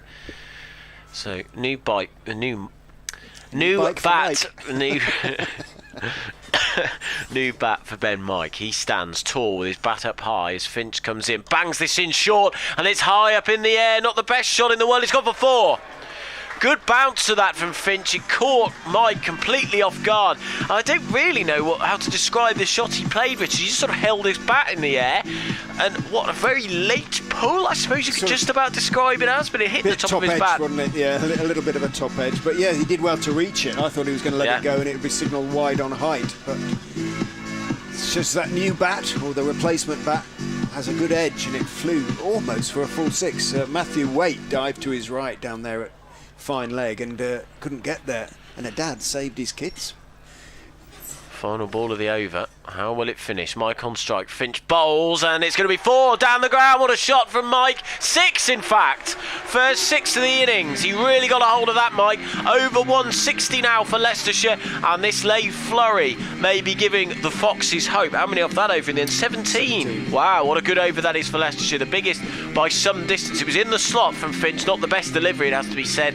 Right on the half volley length outside off stump. And Mike creamed it down the ground. It smashed into the side screen. 1-6-1 for 7. The run rate now at 8.5, and they will have 1-7. Well, it's going to be 176 again, isn't it, Richard? I mean, that would be again, you would think, a very competitive total. Yeah, I think they're already at par, so they have 6 more balls to get over par. Number 20, Nathan Smith. And Nathan Smith is going to bowl the final over for the Rapids. In he goes, the New Zealander bowls to Lewis Goldsworthy. Slower ball, a little bit short, pulled by Goldsworthy out to the boundary for 4. Once again, Hayden Walsh, not for the first time in this innings, dived along the rope, got his hand there, pretty much stopped it, but the ball trickled over the rope. So a very good start to the over as far as the Foxes are concerned. 165 for 7. Great shot. Goldsworthy, 3 balls, 7 runs in his Foxes career so far. Smith bowls. Oh, that's going to be a beamer. That's going to be signalled a beamer. Smith apologises. Took his bottom hand off the bat and managed to just get it away from his body, Lewis Goldsworthy. It flew out towards short fine leg and will be a free hit. No ball, says umpire. I think it's umpire Watts at this end. He's the wider of the two. And a warning for Nathan Smith, and it should now be a free hit. That's hit him right in the hand. He's really struggling with that, is Goldsworthy, and I'm not. Happily, it's not his bowling hand. The next delivery is a That sounds harsh, doesn't it? Right, Ben Mike will be on strike for the free hit as well, so the Foxes benefiting hugely potentially from that delivery. In goes Smith and bowls outside off stump, clubbed by Mike on the bounce down towards Josh Cobb, who is at long off 1 taken. Ben Mike's furious with himself because it was rather in the slot from Smith, and he got loads of it. Ben Mike, he's still furious with himself, staring up at the heavens. 169 for 7. That 176 very much on the cards. I wonder what odds you'd have got against Leicestershire scoring 176 3 times in a row in the T20. It's a possibility. In goes Smith and bowls. Slower ball. Oh, what a catch! Clubbed back to him, stuck out his right hand and took the catch. Well, it can happen. It was a slightly slower ball. It was slightly short of a length. Goldsworthy on the back foot, clubbed it hard straight back down the pitch and falling away to his left, stuck out his right hand, Nathan Smith, and it went straight in and it stuck. It either does or it breaks your finger. It went straight into the palm and, a remarkable caught and bowled. Yeah, nothing. Goldsworthy did nothing wrong there. It was a good slow bounce, so he probably played the right shot, and the just casual nature which he just stuck out his right hand into the slot it went. That's unfortunate from Goldsworthy. Great catch though, goodness me, the reaction time for that. They can stick those. In goes Smith and bowls to Curry, who just works it neatly actually out towards deep mid-wicket. Should get 2 and does get 2. Worcestershire and across to his left in front of the meet. Curry has shown himself to be a more than competent batsman in his red ball career. First time Is it first time he's batted in It this is, yeah. competition? It It is. is. 171 for 8 then. 2 balls to go. It's going to 5 be runs it's going to be 176, Richard. Has to be. It's the law. 171 for 8 as Smith is in to Curry. Short, outside off stump, slower ball, clubbed by Curry for 4. Very straight back over Nathan Smith's head. Exactly what Goldsworthy was trying to do, but the taller man Curry got underneath it more, got it a little bit higher, picks up 4. 175 for 8 with 1 ball to go. So a single off this ball and the job is done in terms of matching the scores, of course. So if they get 180, Richard, a 6 from this would be fantastic. Yeah. Or especially if they get a 4, they will set 180 to win. Smith 3 for 38 from 3.5 overs. Goes in and bowls to Curry, pulls it around the corner. It will be just the one. 176 for 8. Leicestershire have done it again.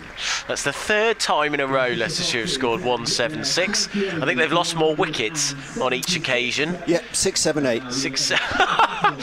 But they will, for the 3rd time, against Derbyshire, against Durham, and now against Worcestershire, set the opposition 177 to win. And a good little flurry that from Leicestershire right at the end. What I'd say is they built very patiently. It wasn't the most exciting cricket. I don't think it was the one sort of cricket to get you off your feet.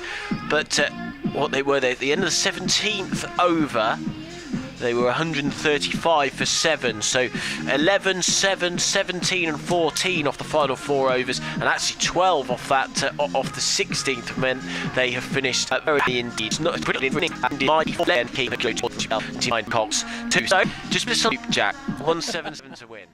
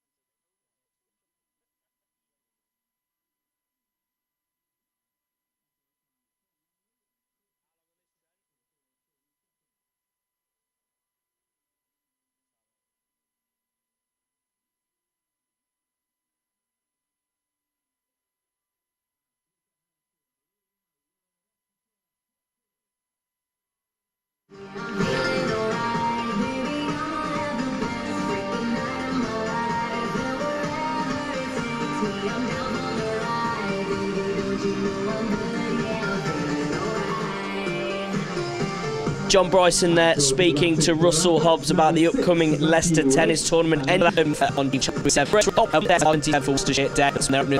children the young country. You miss all Adam Whitty. Thank you. I'll take in terms of the open ball. The first bit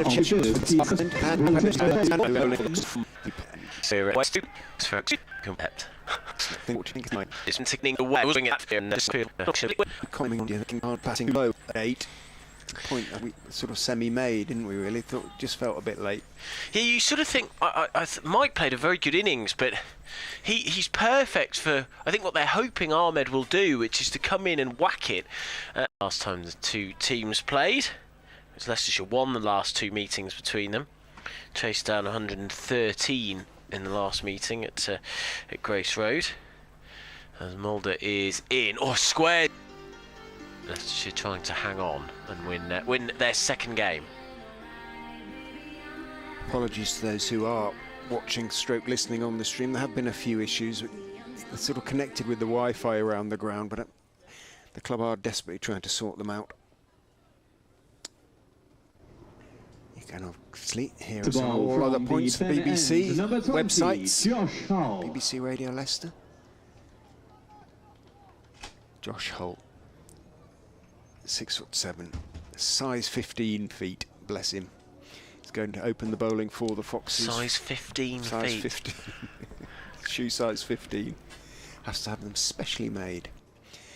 Comes pounding in from the Bennett end and bowls to D'Oliveira. Bangs it in, doesn't really get up. There's not much pace around at the moment in the pitch. And D'Oliveira on the back foot dabs it out towards Goldsworthy.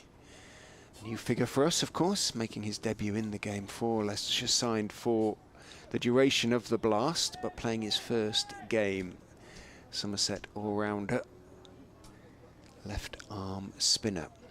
3 without loss after 7 deliveries. Leicestershire lost their first wicket in the second over. In goes Hull. D'Oliveira steps away, tries to guide it down to third man. They take the single as moving to his right is Hanscom, I think it is, on the edge of the circle. No, I beg your pardon, it's Budinger, picked it up and through. Missed the stumps and went so quickly that Waite had actually made his ground before the throw came in. If you're on the edge of the circle, you're not going to stop one, basically, if both batsmen go at the same time. Now, Patel's going up from long leg to short fine. Ahmed is back on the boundary at deep square, which probably means there's a third man. Yes, there is. Goldsworthy's gone back, almost backward point, really, on the boundary in front of the meet. Sun comes back out as Hull is in to Waite, who gets a short ball, and he is discomforted by Hull's bounce and pace there, because he took his bottom hand off the bat as he tried to push it away off his body. Well bowled Josh Hull, and that made Matthew Waite distinctly uncomfortable. The value of the extra. It's just to pace and bounce, isn't it? Just that's something a little bit different. Really, he's got such a long run up, hasn't he? He's what, 3/4 of the way to the boundary? Leans forward, gets into his stride, bowls again to Waite, who's trying to turn it off his legs, gets an inside edge onto the thigh pad. It bounces out to short leg. No, no, no, no, says Brett D'Oliveira as Ben Mike closes quickly on the ball. So just the single from the first 4 balls of the over so far. Good from Josh Hull. Bit of early pressure on the Rapids batsman. Just spoke to Dave Bradley from BBC Hereford and Worcester on my way up the steps, and I said, what do you reckon? He went, I reckon that 176 is decent, that. It definitely is. Take a bit of getting. Hull is in. Bowles, Waite pulls him around the corner, might go all the way. Ahmed can't get there. Didn't get all of it, but he placed it nicely. Matthew Waite used Hull's pace a little bit. I won't be disappointed about that. Just needed to be that fraction straighter, fraction more offside. First boundary of the innings. Matthew Waite moves on to 5-8 without loss. He's just strayed a little bit there, but I'd still say Waite doesn't look overly comfortable with it. It was a poor ball that he just managed to get something of a bat to, but I think the stream's back up and running now. As I say, I repeat the apologies for that. It's kind of have to do with the Wi-Fi around the ground. They are trying to sort it. Hull is in. Bowles full outside, off stump, swing back in. Misses off stump by a fraction. Weighted backed away and was completely deceived and beaten there by Hull. End of the over.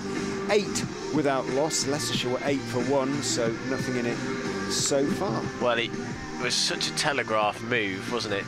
From Waite, he might as well have flown a plane overhead saying, I'm going to move across my stumps. It's so early that Hull had plenty of time to react. That's an absolutely beautiful delivery. Just watching it on the replay, Richard, I don't know if you were, beautiful bit of swing on it back into Waite. I thought it was wider than it was. I thought it was a brilliant sort of wide Yorker, but it was... Didn't miss off stump very much at all. Mulder to start the third over then. He's in, he bowls down the leg side. That's a poor ball, and it's given the punishment it deserves by D'Oliveira. Clipped off his hips for 4 runs, fine on the leg side. So first boundary to D'Oliveira, and that's a gimme from Mulder. Not the best start to the innings.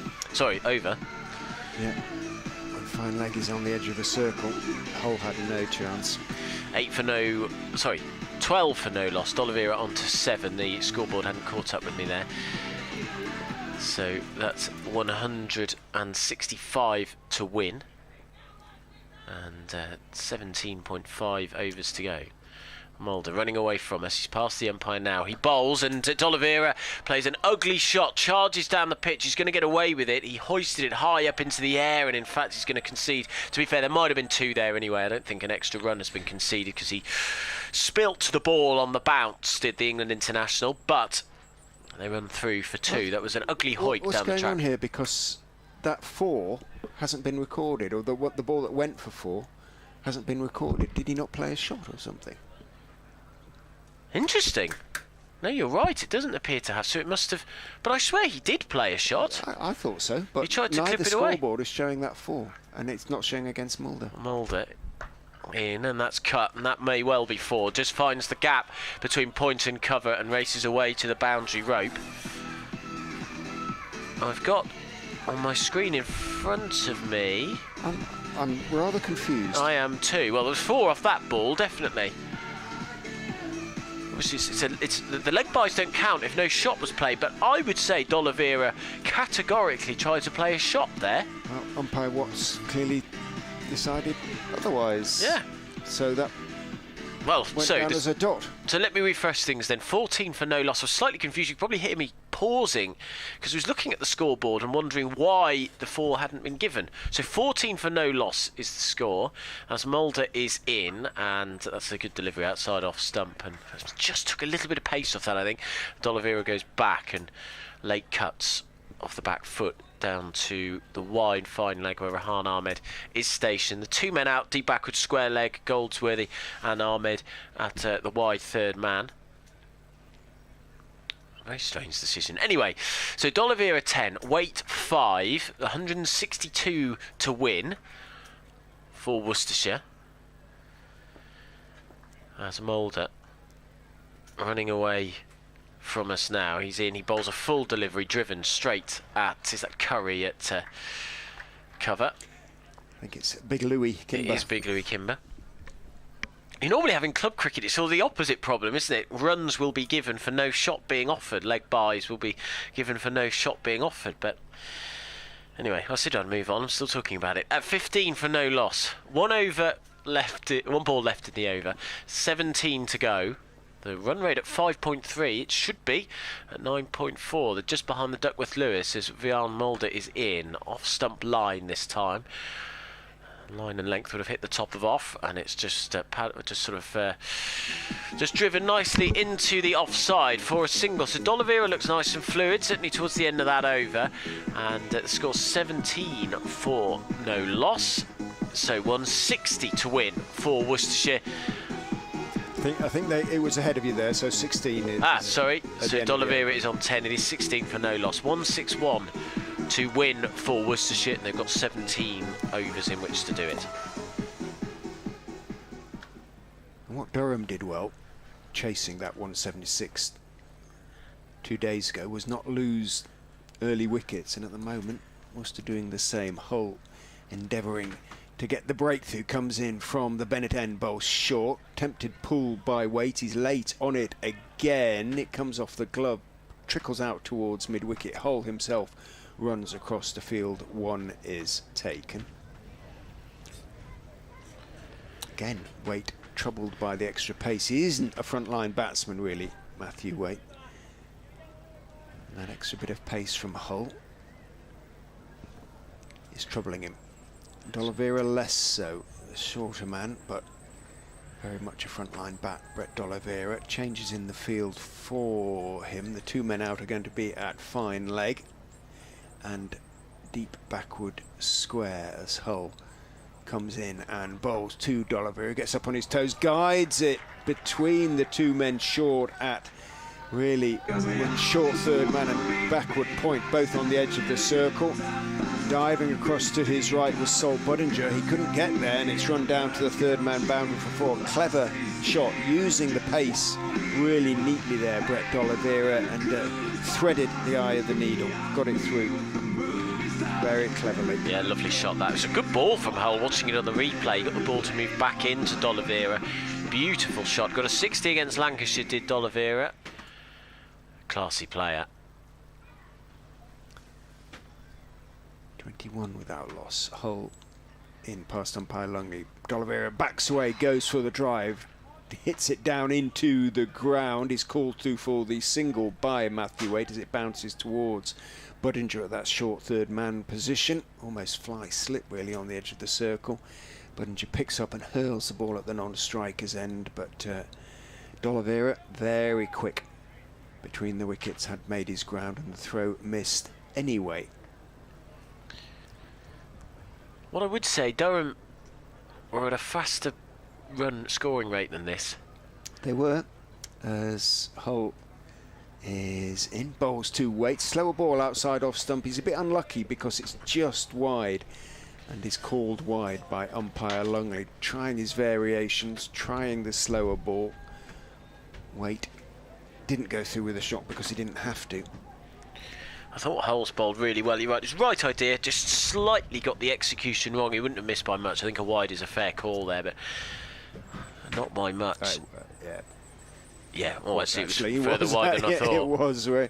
We're watching it live, and then we see the replay, and you realise it was that little bit wider. Hull is in, short, pulled by Waite. Again, he was on it a fraction late. Got enough of it to get it out towards Ahmed at backward square, deep backward square. Ahmed comes in to meet the ball. Waite takes 1, moves on to 8, 24 without loss. Ben Mike starting to warm up.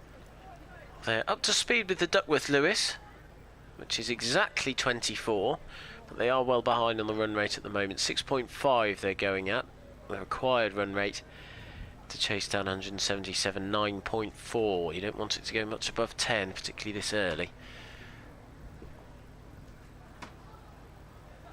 Hull bowls, a little bit short. Again, D'Oliveira up on his toes. Again, he's threaded the eye of the needle, and again he's run it down for 4. Beautifully played by D'Oliveira, really cleverly played. Just that little bit of extra width, and despite those 2 men on the edge of the circle, right at third man and sort of wide third man stroke backward point, neither could get there. And once they're beaten, it's going to be 4.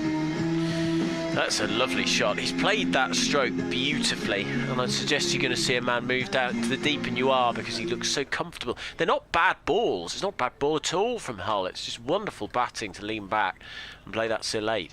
28 without loss as Hull is in to D'Oliveira. It's a no ball. He's overstepped. It's dabbed down to Budinger on the edge of the circle. Going to be a free hit. Josh Hull has overstepped, and this is a problem for Leicestershire. Has been a problem, giving away unnecessary extras, and it means, as well as that run and the 2, it means a free hit. So 31 without loss. That is an potentially hugely expensive attempted delivery from Josh Hull. What can Matthew Waite make of it? Mike goes back to deep mid wicket. The other man out is at deep backward square. Hole is in. Waits clubs him high over mid-wicket for 6. You probably heard it on the effects mic. Goodness me, wouldn't have mattered if Mike had been right underneath it, because it would have cleared his head by a good 12, maybe 15 feet. Beautifully hit by Matthew Waite, and that was a hugely expensive delivery from Josh Hull. It hadn't been too bad an over up to that point, but the last ball cost him 9. 37 without loss, and he has conceded 26 of those runs from 2 overs, Josh Hull. Yeah. And 19 off the over. You noticed me sort of, I think it was the start of the over, talk about the fact that they were well off the run rate. That over has completely flipped it. 21 off the over. 21 off the over. It's completely flipped it. They're now well above the run rate. Miles ahead of Duckworth Lewis. That is a huge over for Worcestershire, and has put Leicestershire on the back foot all of a sudden. It felt like a long over, didn't it? How many, was there 2 4s and a 6 off that over in the end? In the end, yeah, there was just the one extra delivery, but wow, an expensive one. It just felt long, didn't it? Oh, there was a wide as well, wasn't there? So 2 extra deliveries. So then it will be Ben Mike to start his first over. It's from the pavilion end. He's in, bowls a Yorker, and it's driven straight to Peter Hanscom at mid-off. They run through for a single as he had to dive for it. Top wicket taker Ben Mike, only 4 wickets. He's been going at about 8 and over. Can be expensive, but he will get you wickets most of the time, although he didn't get any against Durham on Friday night. 38 for no loss, 139 to win for Worcestershire. As Mike turns, runs, juts at his elbows as he runs in. That's a good length delivery, straight, which Waite waits for, and drives it back down the ground. So he's 40.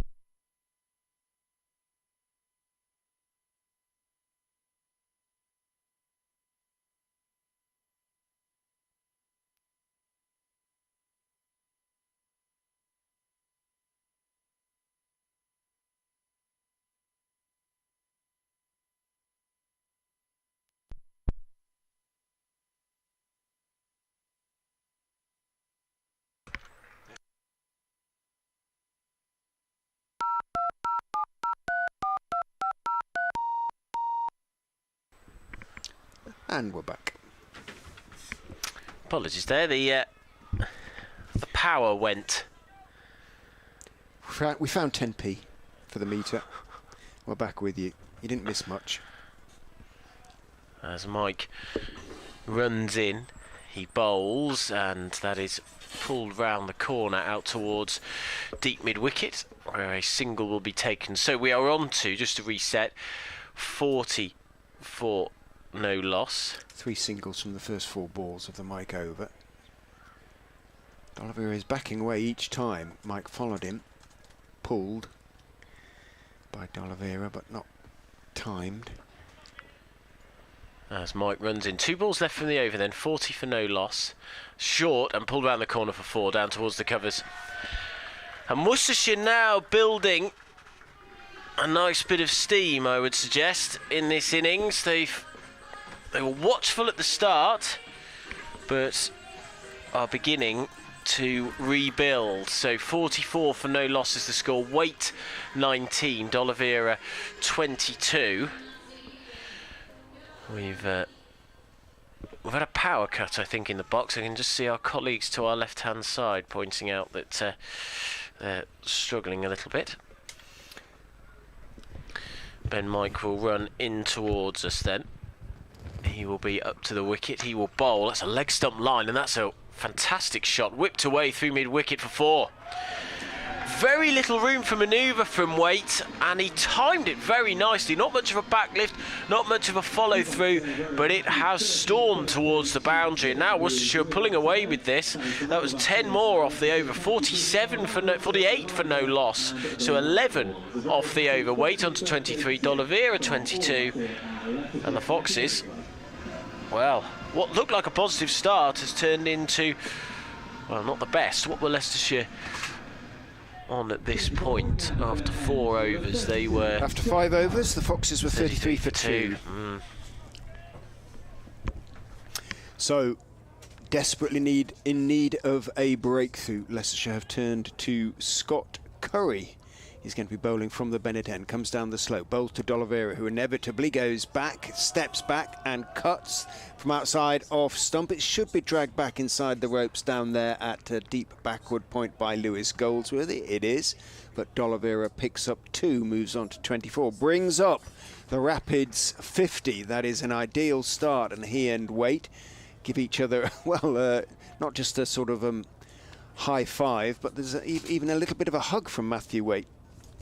Fraction over the top, given it's just an opening stand of 50, but there you go. Curry goes in, bowls, backs away, D'Oliveira. Curry follows him. It's turned out towards deep mid-wicket, a full delivery by D'Oliveira. Comes in Rehan Ahmed, and 1 is taken. 51 without loss.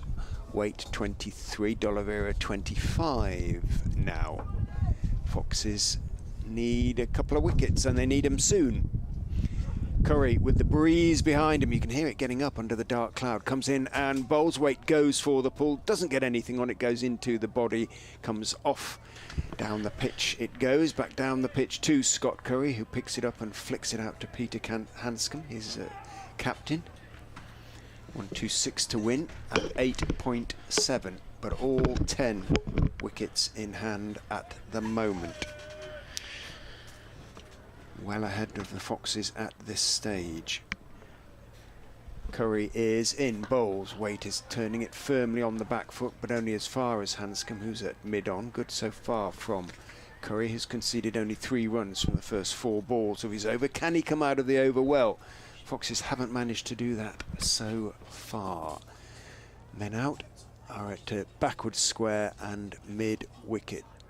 Ben Mike in front of the Geary bar at backward square. Rehan Ahmed at mid-wicket.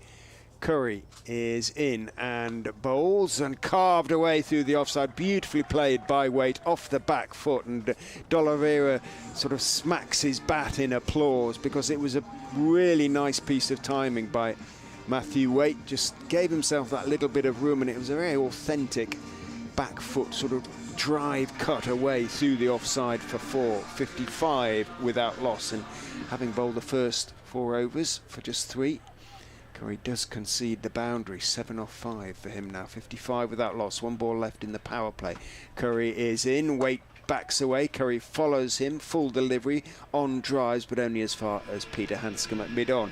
End of the over, and you have to say very much Worcestershire's power play. 55 without loss, and that compares to Leicestershire's 44-4-2. This is getting away from Leicestershire already. That run rate's 9.2. They're ahead of the run rate. They are miles ahead of the Duckworth-Lewis measurement, which is Duckworth-Lewis par, I should say, which is 41.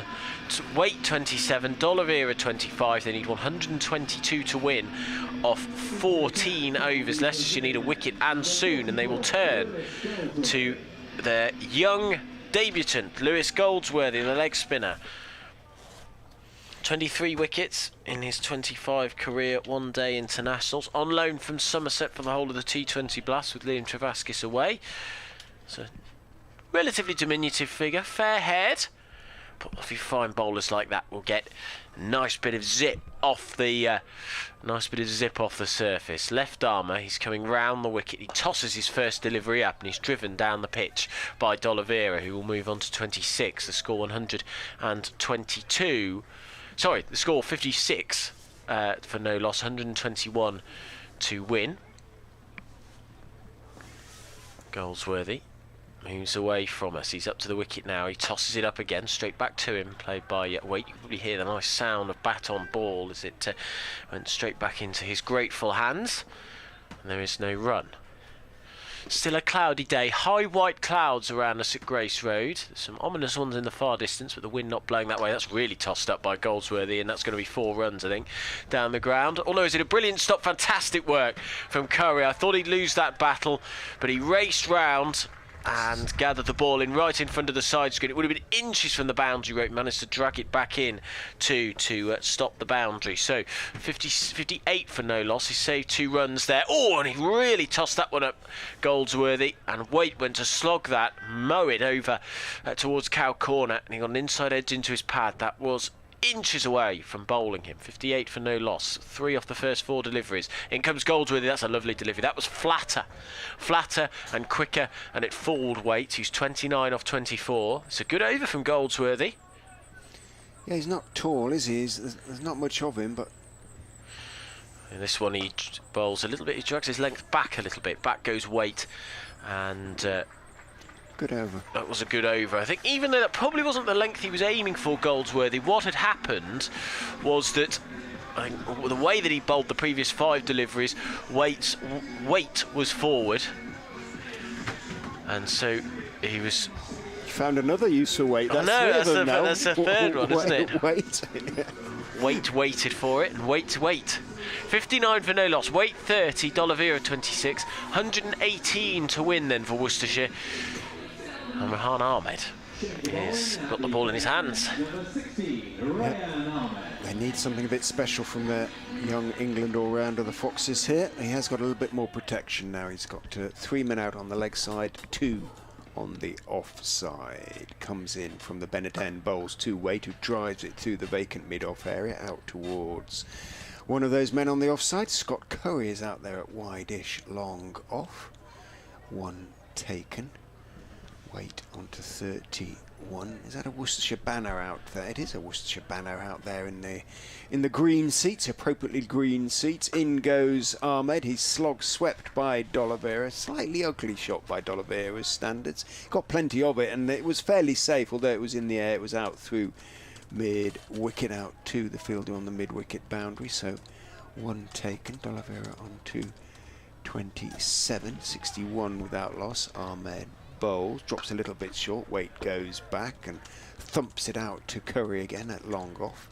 Just the singles so far, but done this a few times this innings. Leicestershire, they've started the over well, only conceding dots or singles, but then conceded boundaries towards the end.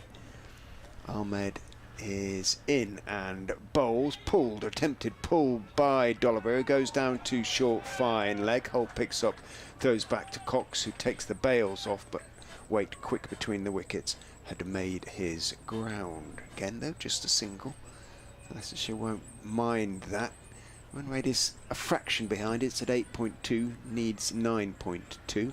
Ahmed is in, gives it some air, waits for it, Waite, and just plays it firmly through mid on out towards long on. It's usually Mulder out there. Yes, it is. Ryan Mulder in front of the semi-permanent hospitality marquee over there. Singles off each of the first 5 balls. Ahmed in to D'Oliveira, and it's going to be singles off each ball of the over as he cuts it out to Goldsworthy out there on the cover boundary, coming in from the cover boundary. Well, good from the spinners, because Goldsworthy conceded just the 4 runs. Ahmed 6 and 10 off 2 overs is reasonable as far as the Foxes are concerned, but still no wickets. 8 overs down. Worcestershire 65 without loss. I don't know, it's been the story of Leicestershire's campaign so far, hasn't it? They've been able to sort of stop the runs and stop the flow of runs, but they haven't been able to get wickets, which will really put the pressure on. 112 to win. D'Oliveira 29, Waite 33, 65 for no loss. In comes Goldsworthy, and his first delivery of his second over is on a good length, and it forces D'Oliveira back. He cuts, and it's a nice one-handed stop from Sol Budinger at backward point, single added. 66 for no loss, 111 to win. Goldsworthy moves away from us, bowling from the pavilion end. This one is back of a length. Waite wasn't quite in the right position for that. Moved right across his stumps and baseball style bunts it down the ground. He gets a single 2. So the men out. We've got a deep backward square leg, deep mid wicket, long off, long on, and there's a cover point there, deep cover point. Goldsworthy in, down the pitch comes D'Oliveira, crashes this down the ground. Mike will field. And another single. They're stemming the tide in terms of runs, aren't they, Richard? Which is a positive. Just increases the pressure a fraction. They will want a boundary soon, the Rapids. Goldsworthy in. Oh, and that hits Waite on the pad. It's definitely going down the leg side, though. You can see that from up here. Strangled appeal from Cox. But you can feel the pressure building. They're being forced into shots. D'Oliveira came charging down the track the previous ball, and on that last one, Waite with a bit of an ugly shot there. Goldsworthy down the pitch comes D'Oliveira, and the bat has flown all the way to square leg. He came down the track and he's holding his bicep, is D'Oliveira. He went to heave that across the line, and the ball has flown, what, 15 metres out towards the umpire. Extraordinary. Picked up by Tom Wingley, handed it politely back to Brett D'Oliveira, who shakes off his left arm. Yeah, that would have hurt the bicep, I would have thought. But they are. Goldsworthy putting pressure on these two. Wait, 34. Oh, and he's missed that going for the slog sweep. What a good over from Leicestershire. Goldsworthy conceding 4 off it, Richard? I think 4 singles off the first 4 balls, wasn't it? 5 off it, apologies. 5 off it. So 70 for no loss. And that would mean that off the last 3 overs... 465. 465, that's not too shabby at all. 5 and over 15, you know, that's a little bit of a squeeze from the Foxes. And if you can't take wickets, you can increase pressure in other ways, and that's what they're doing at the moment. And what you saw there is that the pressure was forcing mistakes, forcing big shots, and that's how the wickets will come. 107 to win for Worcestershire in 11 overs. Ahmed is in. D'Oliveira is bowled. Attempted reverse sweep that misses, and the off stump is out of the ground. Well, that pressure told in the end. Whether that one turned a little bit, but D'Oliveira still struggling with his left arm a little bit as he's shaking it as he goes off. Whether that's a legacy of the injury he suffered in the warm-up at Nottingham, not quite sure. Missed that game in the end. But Rehan Ahmed picks up a wicket, and Leicestershire needed it, but since the power play, they have bowled pretty well. The 2 spinners have made a big difference. 70 now for 1. And that has seen the pressure toll. Both Ahmed and Goldsworthy taking the pace off the ball, forced the error, and they were forcing Worcestershire into making big shots and trying to force the issue, and that has created the circumstances that have led to that wicket. That's good bowling, and sort of highlights what works on this pitch, taking the pace off. They needed that breakthrough, Leicestershire, they've got it. D'Oliveira, 32, well batted. He's given his side a start. 107 needed though off 10.5 overs. Josh Cobb comes out to replace him. Ahmed bowls to Josh, who goes back, tries to cut the leg spinner. Moves away from him. It's taken by Cox, who inevitably takes off the bails, but Cobb with his bright blue cricket shoes. Don't call them boots anymore, they're not really boots. Matches the colour of his helmet. In goes Ahmed, bowls again to Cobb, a little bit shorter this time. Cobb can go back and pull it off the stumps, that said, and doesn't get all of it. Ben Mike comes into field from deep backward square. 1 is taken. I thought they were against... They're all bright blue, aren't they? I thought that was against regulations. No, not in... You can wear what you want in T20 these days. Pretty much. In goes Ahmed, and Waite clubs it out towards deep-ish mid-wicket. Good diving stop away to his right by Mulder. Made the stop. Fielding completed by Kimber. 2 though to Waite. First time there's been a 2 rather than a 1 for a while. 73 for 1, but the rate required is over 10s now. Ahmed drops short, and Waite again goes back and pulls, but this time he's picked out Kimber out there on the mid-wicket boundary, and it'll be just a single. He's timing it nicely now, Waite. 37 or 33 for him. Rapids need him to go on though. Ahmed waits. In he goes, outside off stump, a little bit wide, cut away by Cobb, but hard down into the ground. There's a gap in the covers. Goldsworthy comes into field. Cobb takes 1, so no boundaries conceded again. 6 runs from the over. More to the point though, a wicket. That of Brett D'Oliveira. Halfway stage, 76 for 1, compares to 78 for 3. Could go all the way this one, I suspect it will. 3rd one in a row, chasing the 3rd identical total in a row where Leicestershire have set 177 to win. BBC Radio Leicester, Adam Whitty, Richard Ray with you on what is a chilly June afternoon with high white clouds surrounding us, and we've got another thriller on our hands, it has to be said. Here comes Goldsworthy, his 3rd over, and Cobb opens his arms somewhat and drives that. Mike spills it. They come back for a second as the result of it.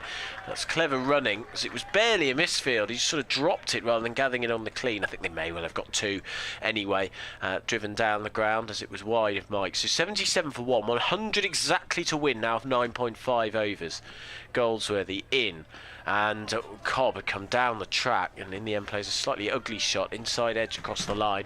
It's fielded by Louis Kimber, who's at deep mid wicket, has to run in all the way into the circle to field that. So 78 for 1. Waite on strike. Goldsworthy in, and Waite moves his front leg out of the way to heave that down the ground. A single again. So Goldsworthy's figures at the moment 2.3, 0 for 12. And how many? So 4 and 5 off his 2 overs. He's swung the pendulum back in Leicestershire's favour, I'd suggest. Oh, and there's an inside edge from Cobb, which nearly hits his own wicket. It's going to be a dot ball. That was really unfortunate. How did that miss the stumps there? He forced Cobb back and didn't give him a lot of room, and nearly got the wicket. 44 on his back. The fair-haired spinner comes in again. Bowls down the pitch. Comes Cobb and cloths that terribly down the ground, and they run through for 2. Quick between the wickets, this pair. Curry Fields did split the man at deep mid wicket and long on. 81 for 1, 96 to win. 1 over left in the 1 ball left in the over, I should say. In comes Goldsworthy. That's a long hop, but doesn't rise at all. Doesn't get much bounce and sort of slows in the pitch. So all Cobb can do is hook it square of the wicket out to deep mid wicket. Single off the over. That'll be 6 off it, won't it, Richard? So Goldsworthy's figures: 3 overs, none for 15. That is not too bad at all. So 82 for 1. That required rate, turning to Jonathan Ross when I say that, is up at 10.6. They're going at 7.5 and over, but they're pretty much level on the Duckworth Lewis par, which is 83. So 95 to win, 9 overs to go.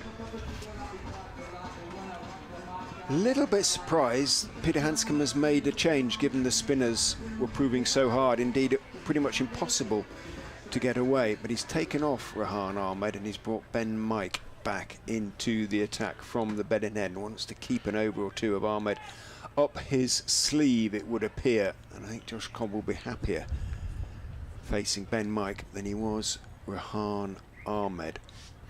Mike charges in, bowls, Cobb clubs it out towards wide mid-off, but a good clean stop by young Josh Holt means that it's no run. Hit that cleanly for the first time arguably in his innings, Josh Cobb, but Holt made the stop. A few rival chants going up.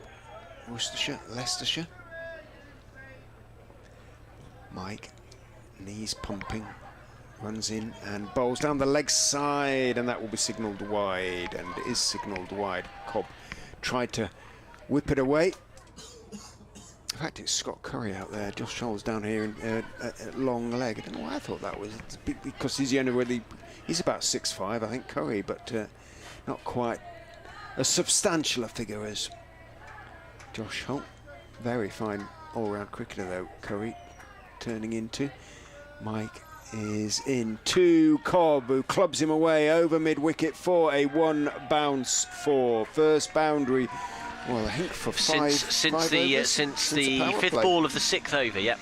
Since the power play, so we had 5 in a row from the spinners, no boundaries conceded, gone back to pace, and Mike has conceded boundaries. 87 for 1, Cobb on to 12. Now, if I'm Mike, I'm not sure I'd mind that too much. It wasn't a particularly nice shot from Cobb.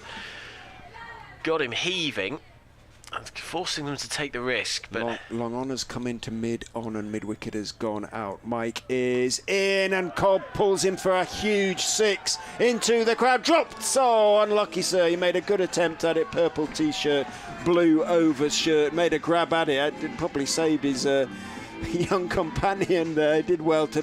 Gave it a try, but couldn't quite hang on. It was travelling. I hope his hands are all right. Look like they are. Cobb picks up 10 off 2 balls, and all the pressure that was on is being released. That's what Cobb has come in to do, and suddenly the run rate, which had gone up to 10.7, is back down under 10s with those 10 off 2 balls. 93-4-1. Over halfway now, the Rapids. Cobb looks around him. These big moments, these in the game. Third man comes up to the edge of the circle. Mike is in to Cobb, who's dancing down the wicket, trying to drive him through the offside, missing, and it bounces through to Ben Cox behind the stump. Trying to do that, Josh Cobb, because only one fielder out on the offside now because of those 2 boundaries, the 4 and the 6, into the leg side. All the men on the leg side are actually on the boundary. Long on, mid-wicket, deep backward square, long leg. Mike is in. Cobb is pulling over, square leg and into the geary bar for another 6, another huge 6. Again, it was barely a flick of the wrists from Cobb, but using the pace of Mike, and another 6 in the over. Suddenly on the charge, Worcestershire, they've gone on to 99, so that's 17 off the over, and there is still a ball to be bowled. Whole different feel to the game now.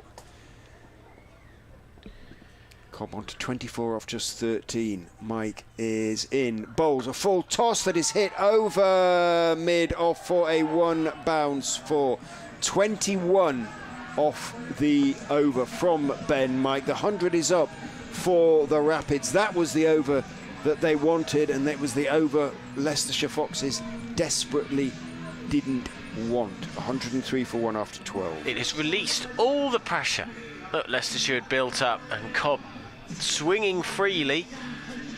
It's probably swung the match back in Worcestershire's favour. What a demonstration of hitting that was from the former Leicestershire and Northamptonshire man. Half the shots didn't even look like he was trying that hard, just pure power, pure shoulder strength.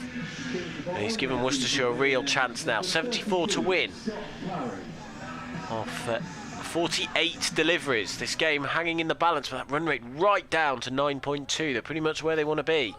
And Scott Curry is back. They're saving an over of Lewis Goldsworthy. These are big calls from captains, as it's Scott Curry who will bowl. They're back to pace, and he tucks weight up. Doesn't give him any room whatsoever with a slightly back of the length ball. They run through for 2, Ben Mike fields.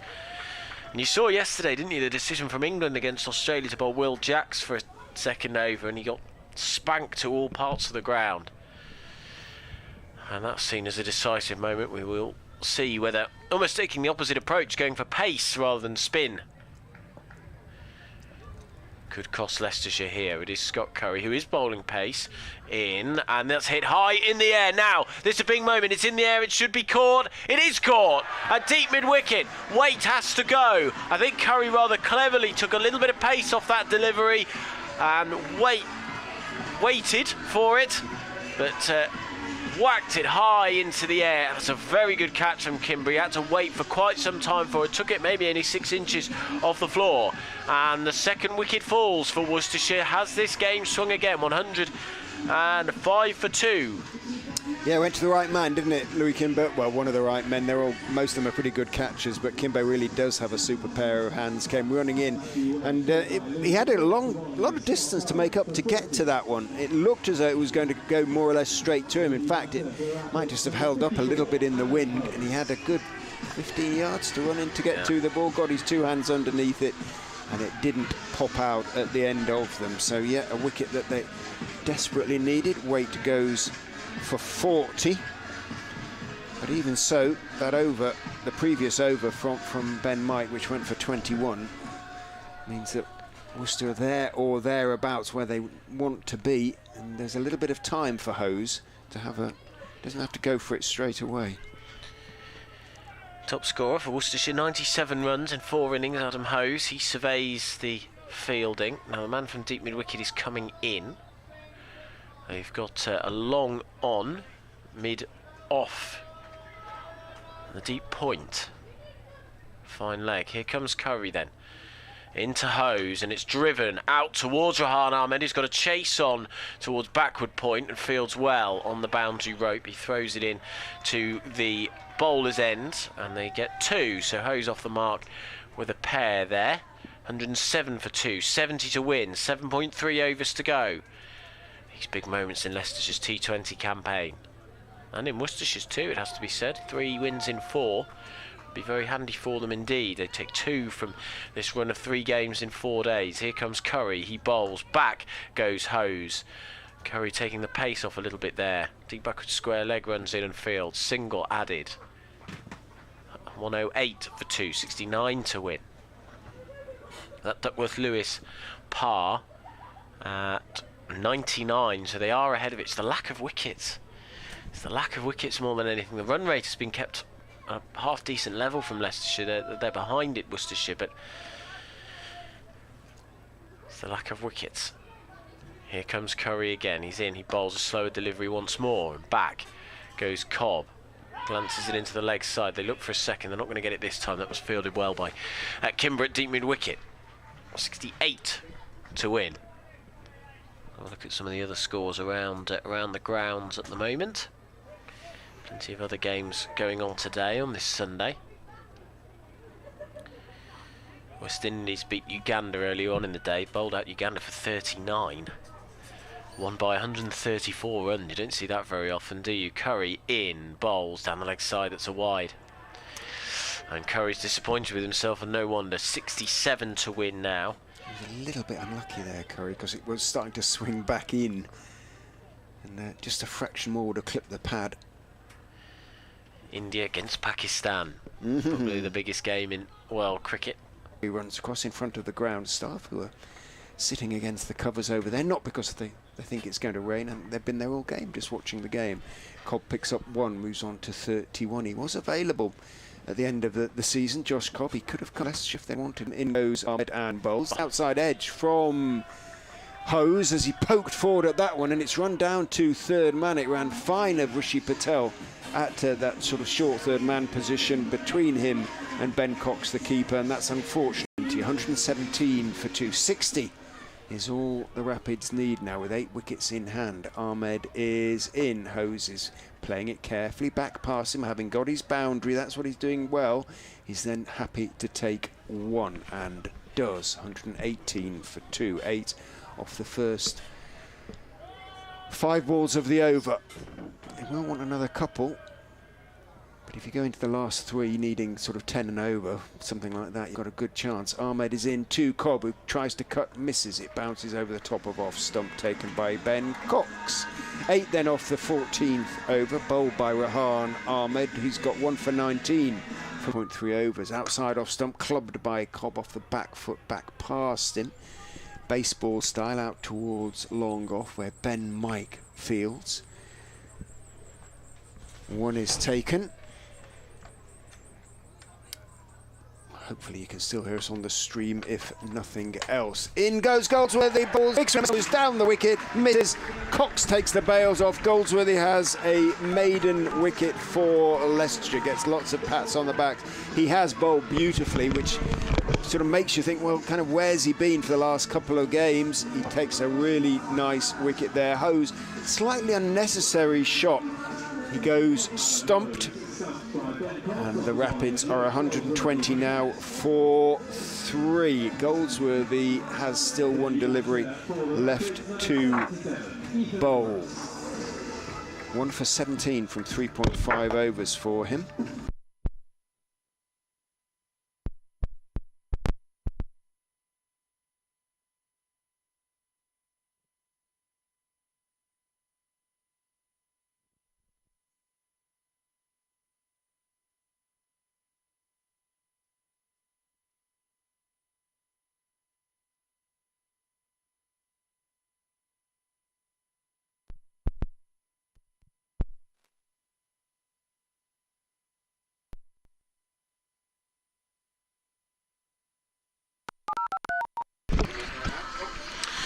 Hello, we're back on ISDN.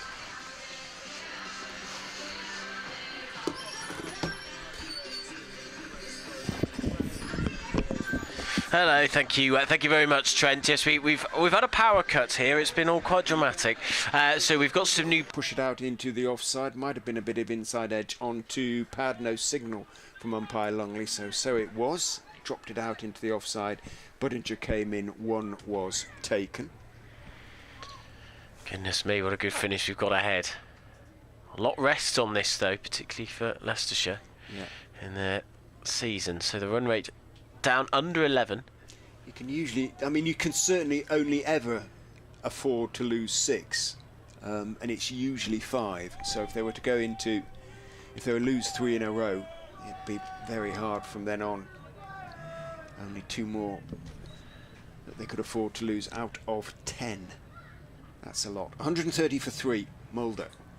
Down the slope from the Bennett end to bowl to Josh Cobb.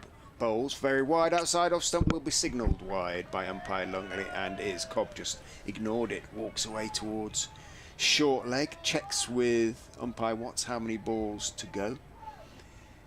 Still got the 2 after that wide. 131 for 3, 46 to win. 7 wickets in hand. 10.6 the rate required.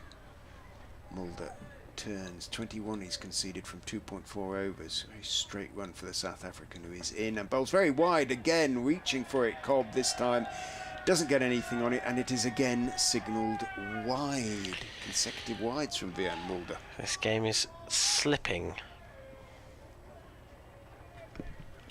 out of Leicestershire's control and into Worcestershire's. Cobb is the key man, you feel.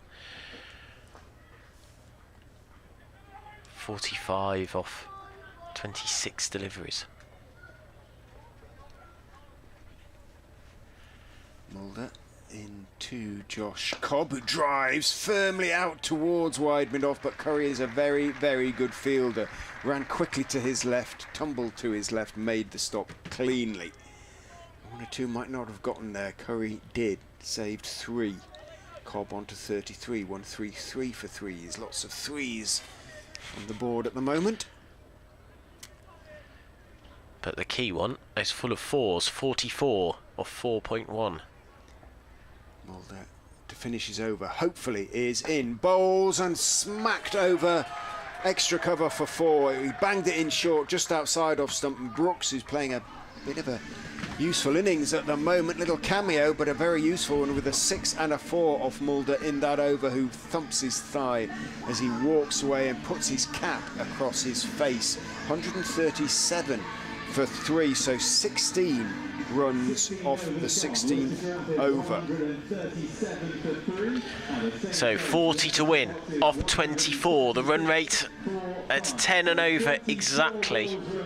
And this is a really tense finish ahead. They are certainly in a better position, Leicestershire, than they were in their other 2 matches.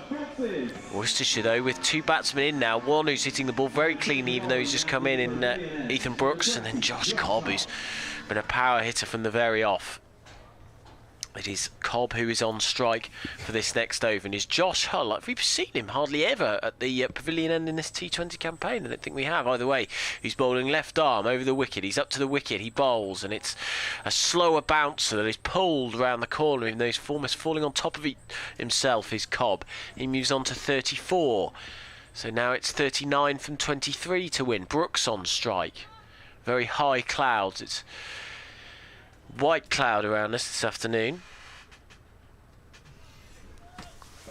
It's not been the most pleasant of afternoons. You could just do with a few more degrees. It's been windy, and I can see the wind blowing in Josh Hull's hair as it bounces as he runs in past the umpire. He bowls a big hit high up in the air. He hasn't got the distance, but I think he split the fielders, has he? Oh, he's just bounced for 4, a 1 bounce 4.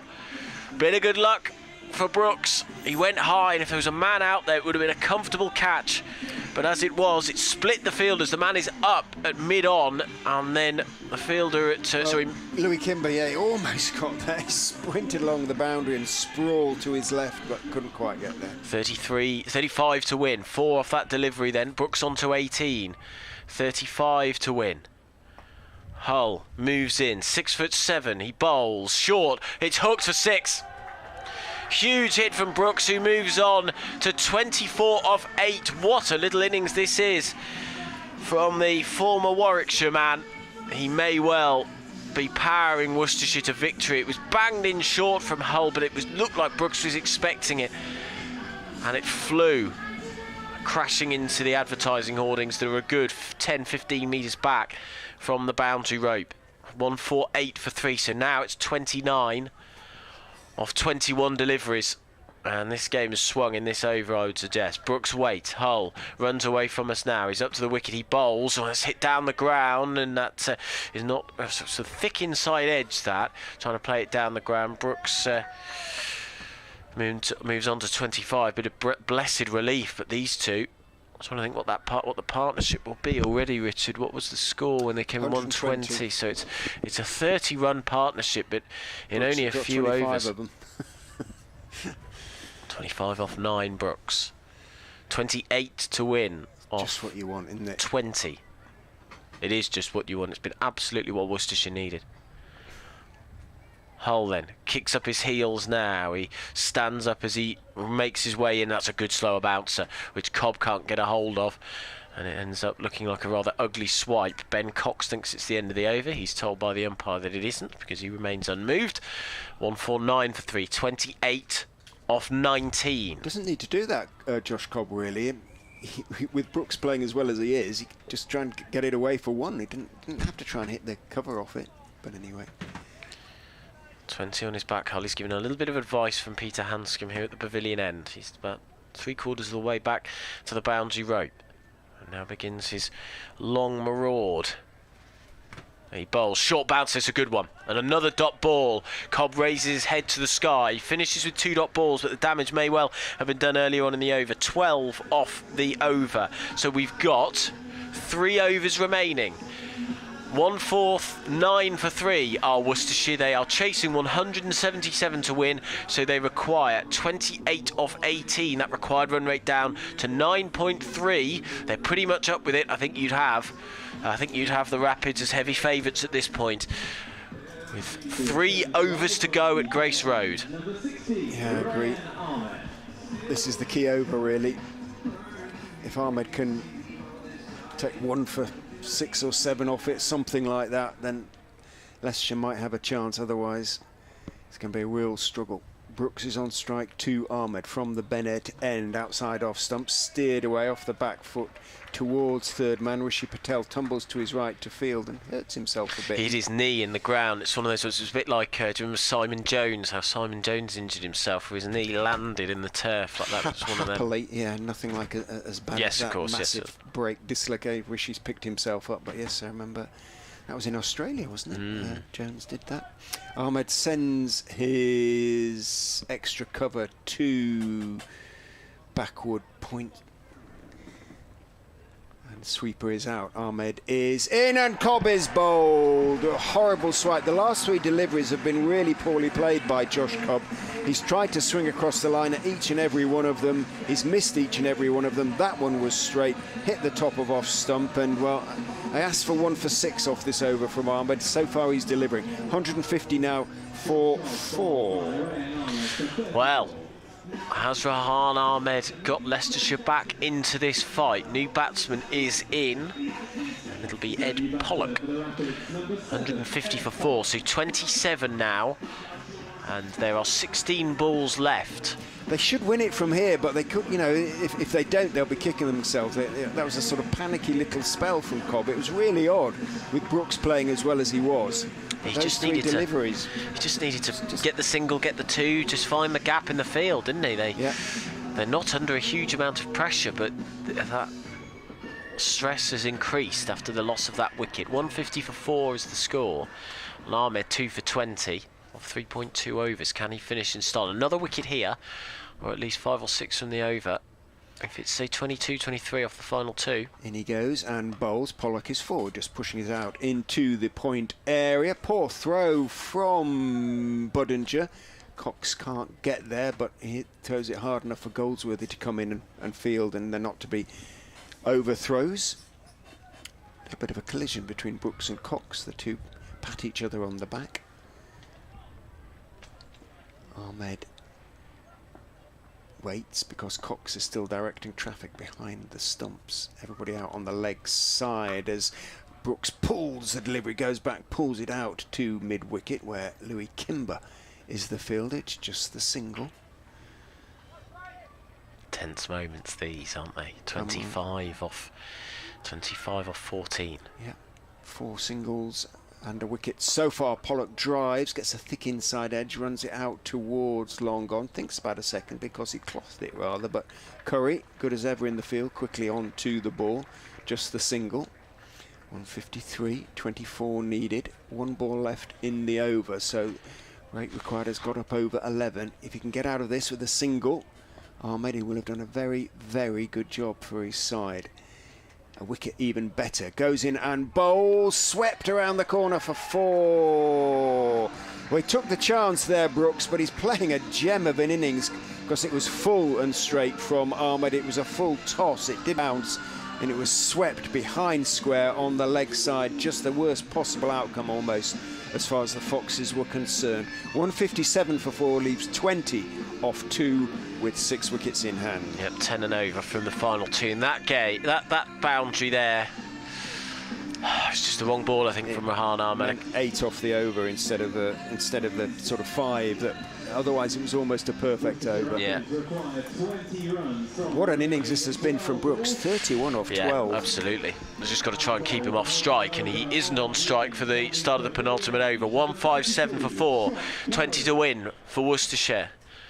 Leicestershire's T20 campaign looks like it's on the rocks already. Not quite in the balance, isn't it? But they're heading towards the rocks. Curry with an angled run-up will begin his 3rd over. It's a wide one outside off stump, and that is hit towards Mike at mid-off. He fields well. It was uppish. It wasn't well timed, but in many ways it's the best outcome for Worcestershire in that there's a single added to the total. 19 to win off 11. And Brooks is on strike, 31 from 12. He is on at the moment. He's played an absolute blinder, as Richard was just saying, absolute blinder of an innings. 3 4s, 2 6s.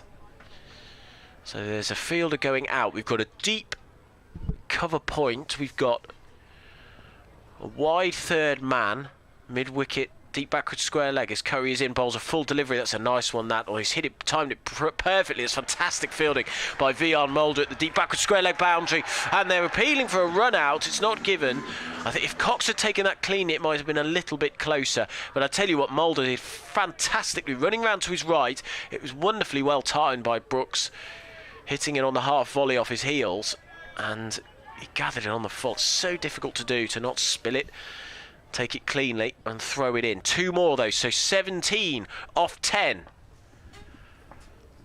Curry in, bowls, jabs this one in, it's pulled around the corner, that might be 4 runs, and it beats Hull. It beats Hull at fine leg and rushes away for 4. Slower bouncer attempted from Curry, and he's found the boundary.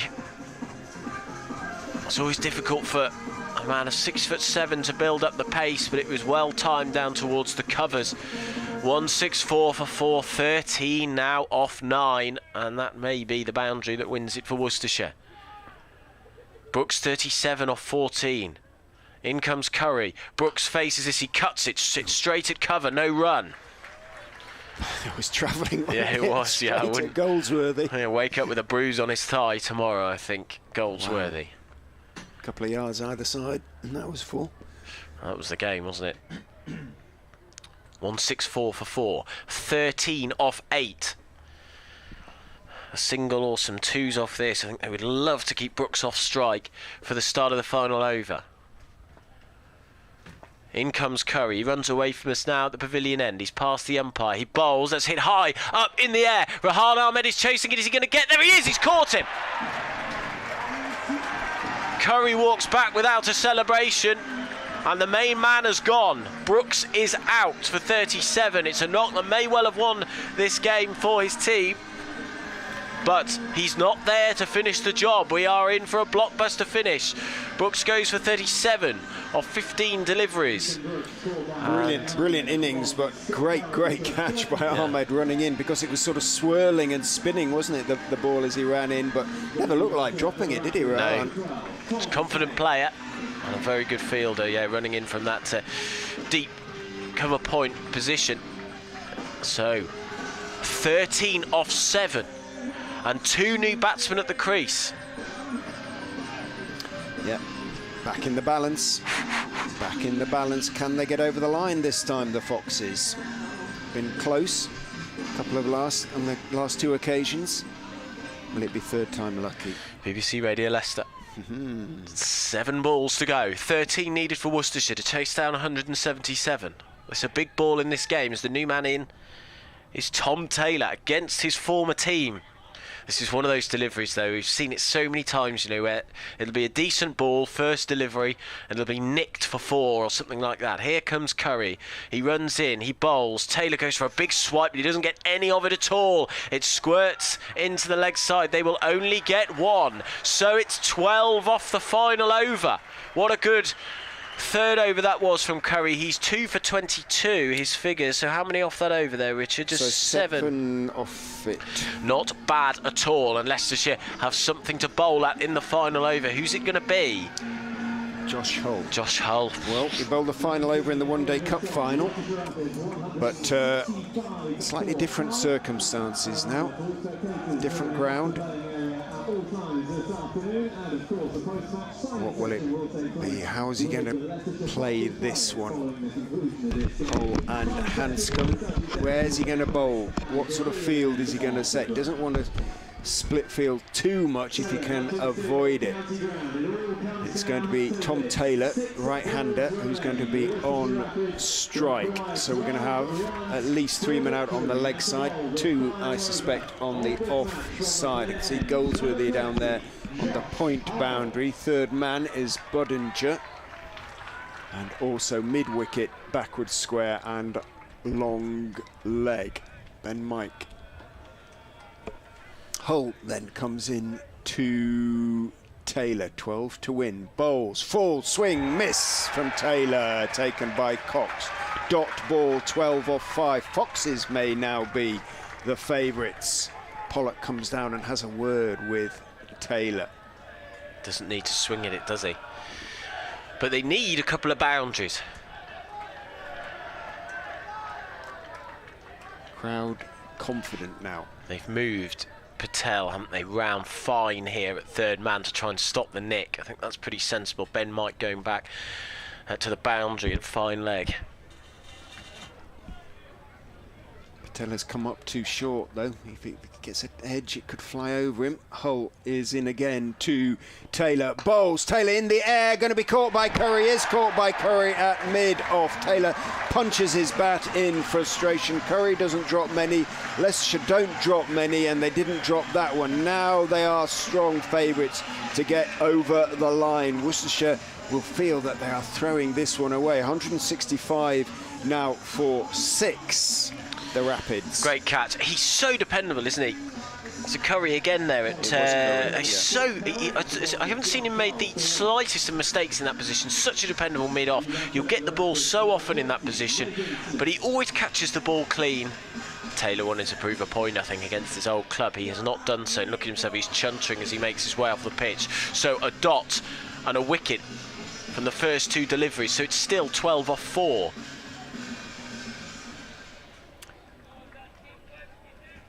This is big if Leicestershire do hold on. And this is big for their season. But if it's one big hit, if they connect off one, get a 6 early doors, then we're back in Worcestershire's favour. Nathan Smith's come in. Hull is in. Bowls to him. Slow. Oh, it's a no ball. He's overstepped. He's overstepped. It's a no ball. It's going to be a free hit. Oh, no, not now, Josh Hull. It is a free hit. Oh, I can't believe he has done that. The crowd has only just realised. Some of us saw that signal straight away from umpire Lungley. Oh, and they took the single as well. So 3 and another ball and a free hit. Suddenly it's 9 off. Well, if he kept his foot 5 behind the essentially, line. isn't it? Oh, Josh Hull, not there, not now. If he kept his foot behind the line. 168 for 6. And yeah, he didn't. It would have been a single. It's a basic rule of cricket though, isn't it? Do not overstep. I think that would have been the game had he not done that, you know. Well, Ed Pollock is going to be on strike for the free hit. Hull Can he redeem himself? Is in and bowls a slower ball, swung out towards deep backward square. It'll be just one as Goldsworthy comes in off the ropes. So, to a certain extent, redeems himself there, Josh Hull. 169 for 6, 8 needed off 3 balls. So I suppose in theory there was 4 off that delivery, wasn't there? Exactly, yeah. In fact, not just theory. True. Absolutely, it was essentially. In fact, so Hull 8 off 3. It's going the distance, folks. Smith is on strike. Hull is in and bowl short, pulled by Smith, but it's only going to be 2, possibly. They've got to go for it, Worcester. They're going to make it. Ahmed fielded, but he got his throw away. It was a long throw. It's a long throw from out there. Had to go for 2. Smith actually hesitated, to my surprise, but they had to always go for it. So 6 off 2 balls. 5-2 tie. 1 hit away now, Worcestershire. But 2 new batsmen at the crease. Where's your money, folks? I think Leicestershire just about the favourites. I'd say but so. Josh, do not overstep. In he comes. Past umpire Lungley. Bowls to Nathan Smith, who's down the wicket, clubbing it, but only as far as mid-on. Hanscom forms the long barrier. It is just the single. 5 to win off the last ball. 4-2 tie. So this is exactly the same scenario as the One Day Cup final, Richard? 5 off the final ball? It is, I suppose, yes. Thinking back.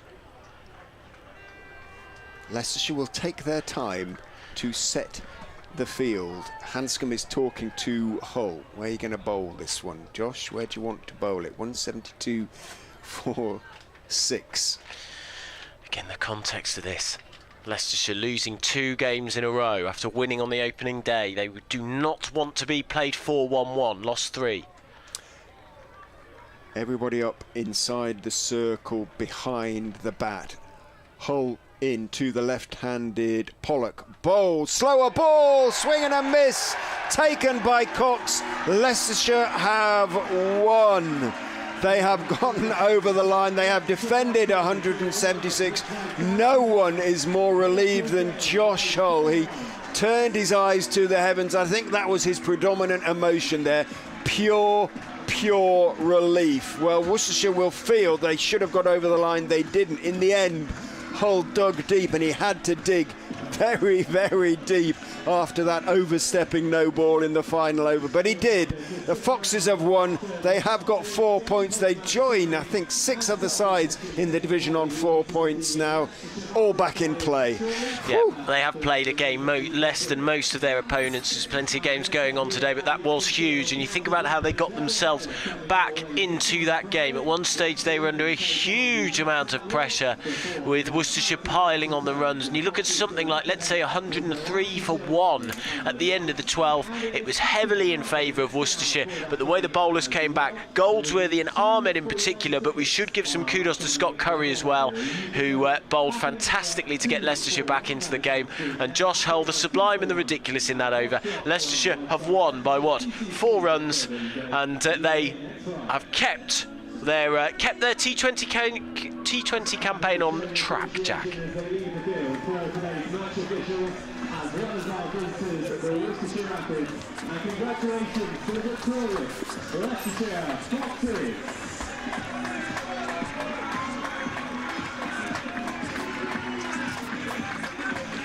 Oh, massive, really. As I explained, you can really only afford to lose at the very, very most 6 games. Usually you can only really afford to lose 5 games. To have lost 3 would have left them in, having to win 8 out of 10. And it's very difficult to do that in T20. So it wouldn't have been all lost, but it would have been very, very hard from that point in.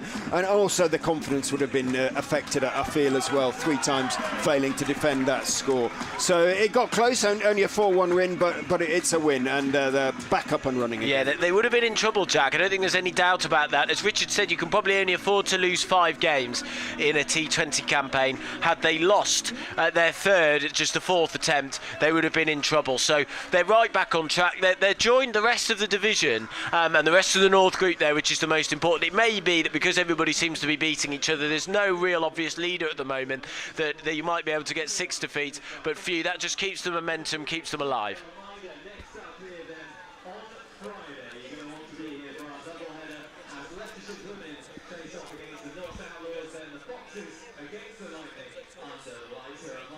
It is now happy hour, so you can get 2 for 1 tickets. I'll call that.